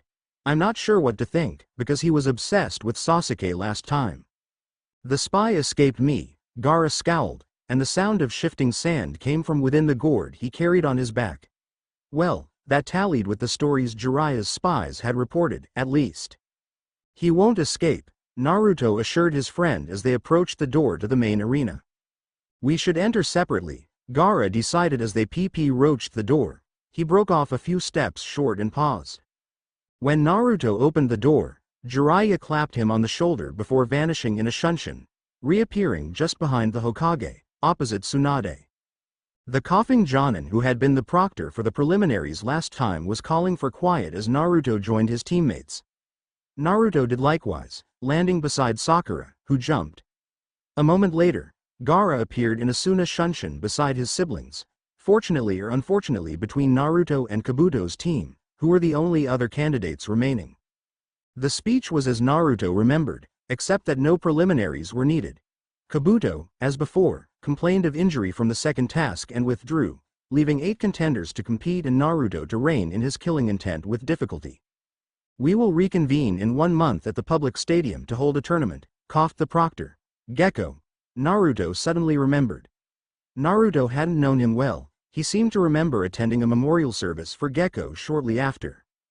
GG's, but he did remember an Anbu with long purple hair who he thought might have been Gecko's betrothed. Even in the future she had never offered a name, and so had remained Cat even when her last mask broke. She had served as his Anbu commander after Yamato Taiko had refused. With an effort, Naruto pulled himself back to the present in time to look over the tournament bracket being projected before them. In the upper bracket was Kankuro vs Sasuke and Kabuto's teammate Tsurugi Masumi vs Gaara. In the lower bracket, Naruto himself was facing Kabuto's other squadmate, Akadu Yoroi, while Sakura was matched against Temari. With an effort, Naruto managed not to roll his eyes. He glanced at Gaara and cocked an eyebrow. The redhead sighed. It seemed he agreed the finals would be between the two of them. Sasuke grunted. Too bad. I wanted to fight you before the finals, loser. He sounded eager, but not bloodthirsty, in that almost friendly way that Naruto had missed so much after he had gotten the cursed seal. TCH, Naruto scoffed. We can spar during the break, since you won't last that long in the tournament, jerk, he shot back. Sasuke smirked. Sakura just sighed, then glanced worriedly at Temari. With a slight shimmer, Kakashi appeared behind the boys and dropped a hand on each of their heads in an obnoxious manner. Now, are you sure it would be fair to train together now that the team portion of the tournament is over? Sensei, Naruto demurred. I would never dream of abandoning my comrades like that. Kakashi pinched his face. Cheeky. The 3 of them groaned at the pun, but Kakashi just gave them his usual, infuriating eye smile. Take a week off, at least, and I'll see you in the usual place, bright and early. Naruto, Hokage-sama says that we can do the thing the day after tomorrow. Yane, he vanished. So by bright and early, he means lunchtime as usual, right? Sakura asked dully. Both boys nodded. What's the thing, Naruto? Sasuke asked, apparently genuinely curious, since he used his teammate's real name. My secret promotion test, Naruto replied honestly, knowing that he wouldn't be believed. As predicted, Sasuke rolled his eyes. Whatever, dead last. It was too late in the day to leave the Forest of Death before nightfall, so the Hokage instructed all the genin to remain in the tower for the night. Team Kakashi returned to the cafeteria for dinner, where they were hesitantly joined by the Sand siblings and a smiling Iruka, their last academy teacher, whom Naruto had not seen yet. Naruto and Iruka chattered away happily, while Gaara occasionally chimed in. Naruto wasn't sure if it was just him, but Gaara definitely seemed funnier than he remembered, even from the other future. Perhaps there was just more to laugh about. The rest of their respective teams made awkward small talk, none of them entirely comfortable with each other. When Iruka escorted them out of the forest the following morning, Naruto was promptly ambushed by Anko, who cried, "Meal ticket," before dragging him off by the hair. Naruto wept theatrically as all of his friends unashamedly abandoned him to his fate. 30 plates of dango later, of which only 4 were Naruto's, Anko declared that his debt was paid and that she had to meet Hokage-sama about something. The day of Naruto's evaluation dawned overcast, but there was no smell of approaching rain. he dressed for battle and dropped by Katetsu Ryu to see if Higurashi-san had finished another Mie Kanai. There were, in fact, 2, but Tenten refused to hand them over until he agreed to a spar. All right, fine, Naruto promised, but not until you've rested a bit. Those cracked ribs looked bad. Tenten shrugged. I should be fine. Tsunade-sama checked on me personally, she added with stars in her eyes. While she was distracted, Naruto snatched the Mie Kanai from her and fled the shop, calling back, well, I've got a whole month before the tournament, so we'll have plenty of time, bye.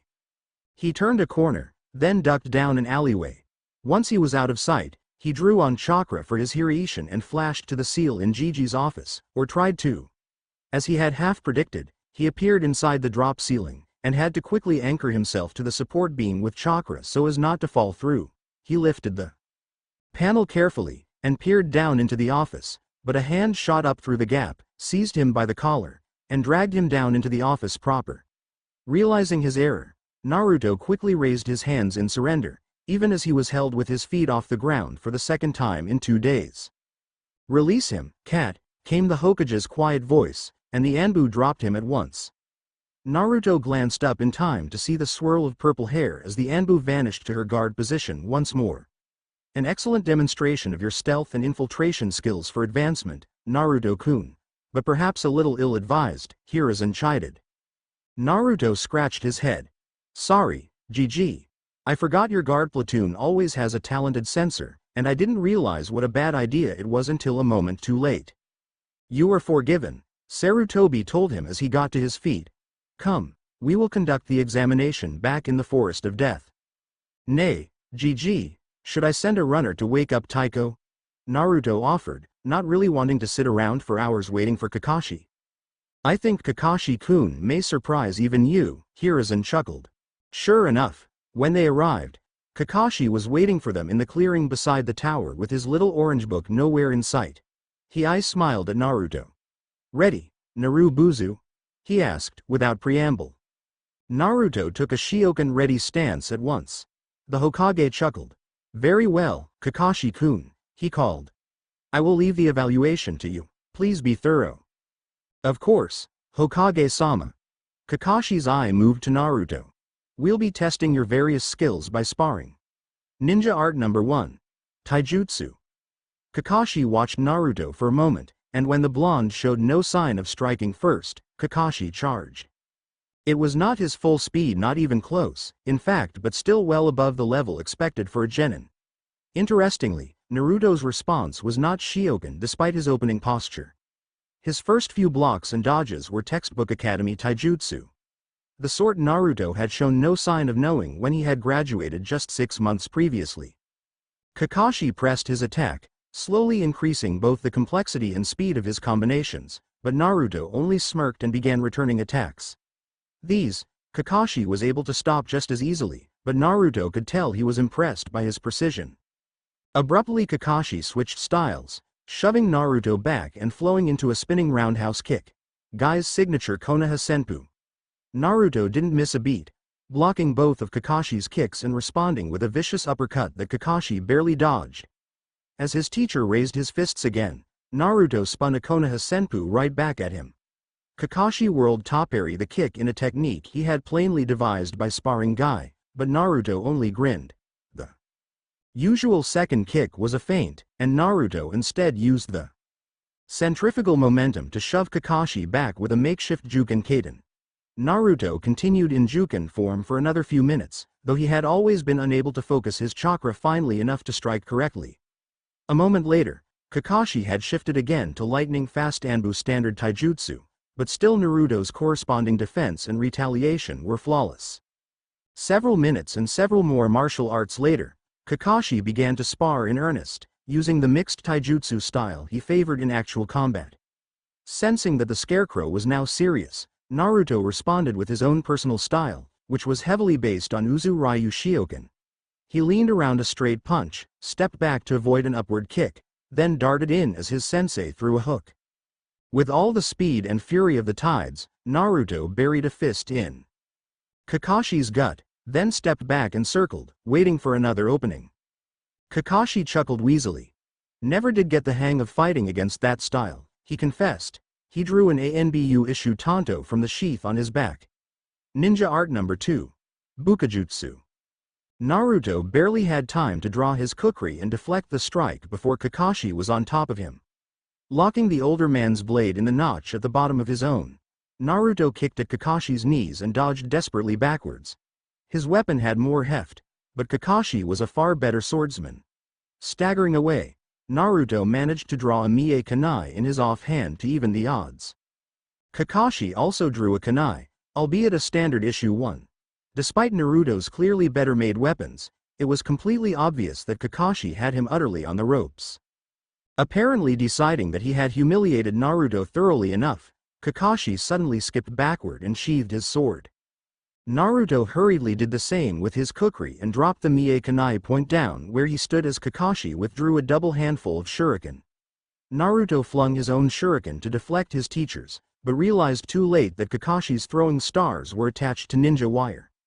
Naruto backflipped hastily over the wires and kicked off a tree behind him, headed straight toward Kakashi, but it seemed that this too had been predicted, as Naruto found several kunai headed toward him. Twisting in midair, Naruto drew his own throwing knife, deflected two of Kakashi's and dodged the third before flinging the small black blade at the scarecrow, where it sank into Kakashi's chest. What? Kurama pulsed Naruto's chakra without waiting to be asked. The genjutsu dissolved at once, and Naruto found the wire-bound shuriken still flying at him. He rolled to the side instead and came back to his feet to find Kakashi completing another series of seals. The world seemed to shiver, but Kurama once again shattered the illusion before it could really take hold. Naruto shook his head and said, "Don't tell me. Ninja Art Number 3. Genjutsu, right?" Kakashi's visible eyebrow furrowed, but his voice was as calm as ever. "Let's skip to Ninja Art Number 4. Ninjutsu." He flipped through a few signs, ending on Tiger. Kaiten. Gukakyu. Naruto responded instantly, Sweden. Tepudama. He spat a ball of water to douse Kakashi's fireball, then rolled to the side again as a bolt of lightning tore through the resultant steam. Naruto quickly crossed the first two fingers of both hands in a distinctive seal, silently conjuring a cage bunshin that contained a fraction of his chakra. Both of them began signing when Kakashi did not appear through the steam. The clone cried, "Kaiten! Hausenka!" and dispelled, having poured all of its limited chakra into a small spray of fireballs. An instant later, Naruto took a deep breath and grunted, "Fuden! Daitopa!" before exhaling a veritable gale, which fanned the fireballs hot enough to glow blue as they tore through the vapor hanging in the air. The air cleared, but Kakashi was nowhere to be found. Knowing what was coming and having no wish to deal with it, Naruto quietly replaced himself with another shadow clone and retreated into the trees, unseen. Sure enough, from his spot on the branch, he watched as Kakashi's hands erupted from the ground and gripped the clone's ankles, dragging it down until it was buried to the neck. Naruto grimaced. Doden. Shinju Zanshu. He really despised that technique. It was too much a favorite of the enemy in the future. Deidara, Kakuzu, Zetsu, Kabuto, Orochimaru, Tobi, Madara. Appearing suddenly in front of you or seizing your legs with vice-like fingers, teeth, fangs, snakes. Tearing at muscles and ligaments or dragging you down into the dark. Naruto swallowed hard to prevent himself vomiting as Kakashi popped up again, bending down to pinch the clone's cheek. The clone glowed, then exploded, blasting Kakashi off his feet and leaving a sizable crater. Kakashi impacted a tree across the clearing, and Naruto was on him in a Shunshin-assisted flash, his kukri back out and pressed to his sensei's throat, glowing green and humming slightly with the wind chakra flowing down it. "Word of advice, Taiko," Naruto whispered, quietly enough that only Kakashi could hear him. He let his fear and disgust bleed into his shaky voice even though his hand was steady. "Don't ever use that jutsu on one of us from the future. We have a lot of very bad memories associated with it. Best case scenario, you'll be spending time in the hospital, and I know you hate that as much as I do." He ended as lightly as he could, sheathing his kukri and retrieving the Mie Kunai he had dropped as an emergency Hiraishin point earlier. Naruto spun the ladder around his finger, then extended it to Kakashi. "A peace offering. I know you have one of the Yondaime's I'd be honored for you to keep one of mine, too. Kakashi nodded gravely and took it. Thank you, Naruto. Naruto glanced around as the Hokage reappeared, flanked by both Sanin and a handful of Anbu. Cat, lizard, bear, panther, and ocelot. So, how'd I do, Hokage GG? Naruto called, grinning. Adequately, Tokubetsu Jonin Uzumaki. The Hokage smirked back. Follow me back to my office and we'll draw up your commission. Though, I hope you do realize that you will probably have to keep a copy of it on hand so that people believe you, if you should ever need to declare your new rank. A moment later, the clearing stood empty. This chapter ended up being way more talky than I wanted, so I decided to finish up with a fight scene, even if it was kind of a boring one. Surashi is the correct name for the bandages that Ino wears around her stomach, or which Sanosuke wears in Rurouni Kenshin. Naruto is wearing them in the same style as the latter, albeit under a shirt. Obviously the necklace didn't break in the other future the way it did in canon, before anyone pounces in the reviews. Buzu is an informal, affectionate, masculine diminutive honorific.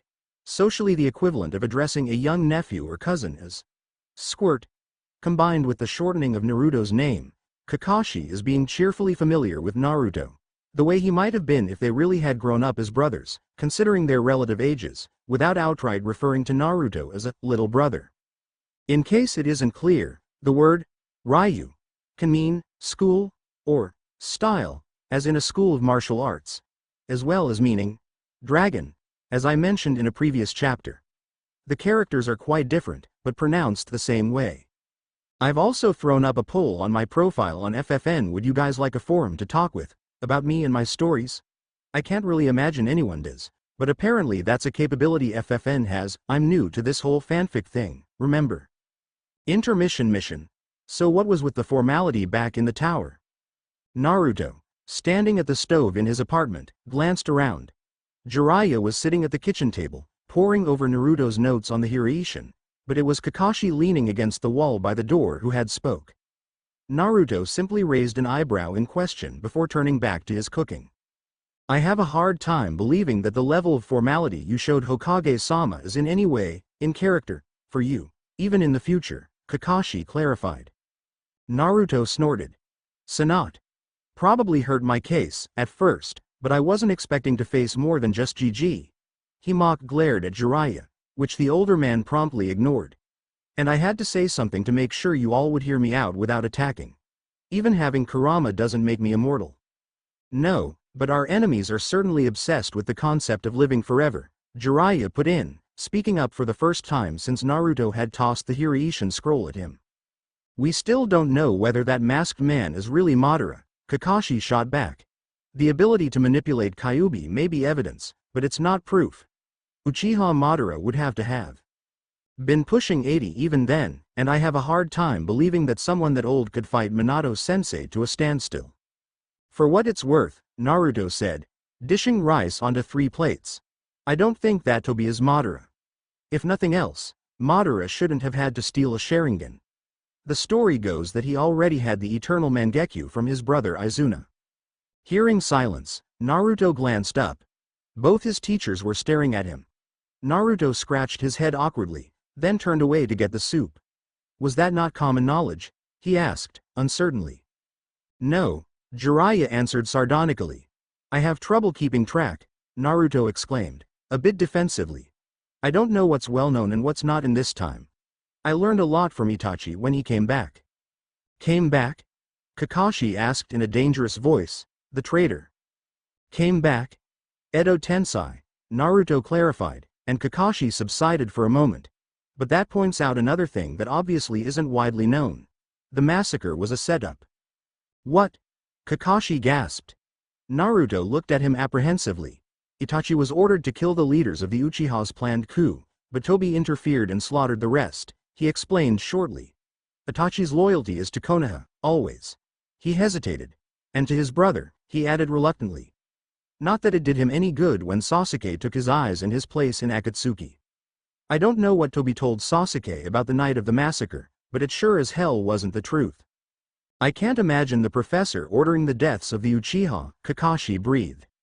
Not the professor, Jiraiya sighed, pinching the bridge of his nose. But Shinobi no Kami. The old man is still a ninja before anything else. Kakashi just nodded slowly. Anything more? Jiraiya asked Naruto. Naruto shook his head slowly, not in denial, but because there was just so much. I don't know, Arrow Sanin. I just don't know. The three of them spent the rest of the night discussing the things Naruto knew about the past that had been hidden, and the shape of things to come in the future. One thing was certain, whatever happened this time, things would not turn out the same. It had been 5 days since the second exam had ended, and Naruto and Gaara had decided to leave the following morning to check on the other Jinchuriki, if they could. They would be traveling at speed, and Naruto had spent 2 days convincing first the Hokage, then Jiraiya, and finally Kakashi that the two of them did not need an escort. It would be too suspicious anyway, even for the handful of Anbu that the Hokage had cleared to witness Naruto's promotion test to be led by two 13-year-olds deep into foreign territory. They would go to Lightning Country, then Water, then Earth if there was time.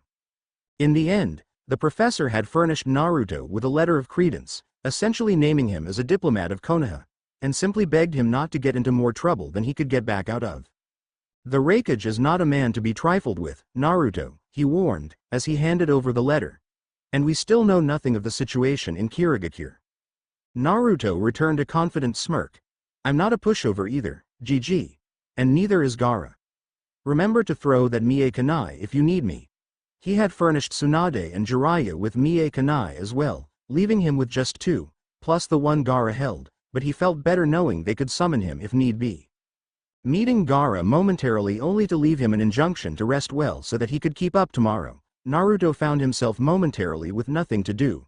He drifted through the market district, eyes focused on the cloudy sky overhead like Shikamaru, who he passed doing the same thing. Suddenly, he stopped, having sensed a presence blocking his path. He glanced forward. It was Tenten. Holding a naginata, with a kusarigama on one hip and a wakizashi on the other, and she was smirking. Nowhere to hide away, now, she grinned suddenly. You're mine. Let's go. She dragged him all the way to Team Guy's usual training ground, apparently unwilling to let him go for fear he would slip away again. Naruto heaved a sigh, but found himself grinning too. A spar would help pass the time, and he definitely needed more practice both attacking and defending with weapons. Kakashi had obliterated him in their Bukajutsu spar, no matter how much it looked like he had been holding up. To Naruto's surprise, Guy and Lee were both present when they arrived. Lee, fortunately, was not half crippled from fighting Gaara, but Guy was still forcing him to take it easy. Easy, being as ever a relative term when it came to the pair of them, meant that Lee was approaching his 900th thumbstand push-up, but Naruto supposed it was the thought that counted. Guy instantly shot down Lee's challenge to Naruto, but the pair agreed to watch him spar with Tenten. I hope you're as good as you think you are, the bun-haired Kunoichi whispered as they squared off. You've ratcheted the anticipation pretty high. Don't let me down. Naruto gave his best foxy grin. I never let pretty girls down. Tenten blinked, then sputtered as she processed what he had said. Naruto lunged instantly, using the moment of distraction to his best advantage. Tenten recovered in time, though, and spun the naginata so that Naruto had to abort his attack to avoid the heavy weight on the end opposite the blade. Should have known it was a distraction, Tenten snorted, still a little pink in the cheeks. Doesn't mean it isn't true, Naruto shot back, drawing his kukri. This time he let Tenten come to him, dancing around the first few thrusts of her polearm and batting the blade away with the side of his kukri when it came too close. She spun it into a kata that aimed for his head with the weighted end, and then his legs if he were to dodge that. Unfortunately for her, it was roughly the same attack pattern as the Konoha Senpu, and Naruto had no intention of being hit. He ducked under the first swing, then channeled wind chakra down the kukri to increase the effective length and sharpness of the blade. He loved his element so much wind was seriously the best, in his opinion. His preternaturally sharp blade of wind sheared through the naginata's haft just below the blade, which went spinning past him until Guy batted it calmly out of the air. It stuck, quivering, in the ground at the edge of the battlefield, 6 inches of wood all that remained of the handle. Tenten hardly missed a beat, whirling the remaining length of staff so that the weighted rear now faced him, instantly changing her stance to compensate for the altered balance of her weapon, which was now essentially a 5+ foot long mace. Even if he cut off the weight, he realized, she would just keep using the remaining length as a Joe's staff, which would be arguably even more dangerous. He stopped flowing his chakra as they closed once more. Naruto pressed the attack this time, sending splinters of wood flying from the wooden heft. When it snapped near the middle, Tenten adapted again, treating the two unequal pieces like a pair of poorly balanced tonfa.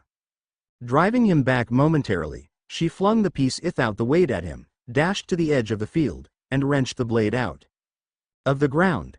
This she held in a reverse grip in her offhand, continuing to attack him primarily with the improvised mace. "Those two," Roshi said decisively, his finger stabbing at 2 of the 8 pictures spread across Onoki's desk, one of a young red-haired boy with rings around his eyes, the other blonde and whisker-marked. Onoki compared the photographs to the sketches Roshi had provided the week before. "You do realize these are pictures of the finalists in Konoha's Chunin exams, right?" he asked dubiously. "Why on earth would you expect them to come here?" He glared at the latter picture. "This one looks like Namikaze," he mumbled under his breath. "His son," Roshi agreed. "Or so I suspect." Onoki harumphed.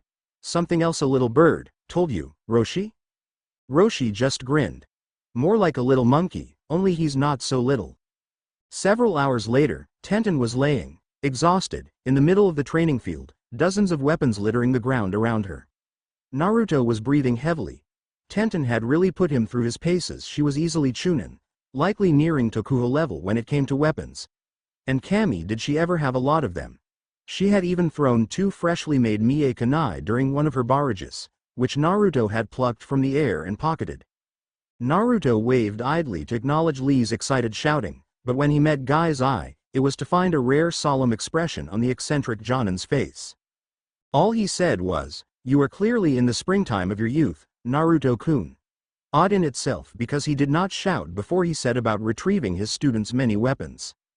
Then he glanced back at Naruto with a grin, and continued at his usual volume. "Do not worry, Lee-kun and I will see to Tenten-kun and this training ground, and ensure that this fans her flames of youth ever higher. You have found yourself a rival, Naruto-kun. Do not doubt it," he finished with a sparkling smile and thumbs up. Naruto returned the grin, but found he was biting back a wistful feeling as well. Guy had never been the same after Kakashi had died, in the other future. Konoha's sublime green beast of prey had still been a terror on the battlefield, and Naruto did not doubt that he would have continued to be so if the war had gone on. He would have wagered that if Guy went all out and opened all 8 gates, he could even have defeated Tobi, albeit at the cost of his own life. Perhaps he would have preferred that, since without his eternal rival, his heart simply wasn't in it anymore. A frown creased his face as he leapt away. If the war had continued, that was the rub. Tsunade had posited that this was not so much the past as it was a separate line of history entirely. In other words, the future he had left, had simply continued without him, and the changes he was making now were no doubt changing the future, but not his future. Thus, his memories wouldn't change to incorporate the new past, because in that timeline, the past hadn't changed. Naruto shook his head to clear it. It was all way too complicated and served nothing except to give him a splitting headache, and anyway, it was as easy as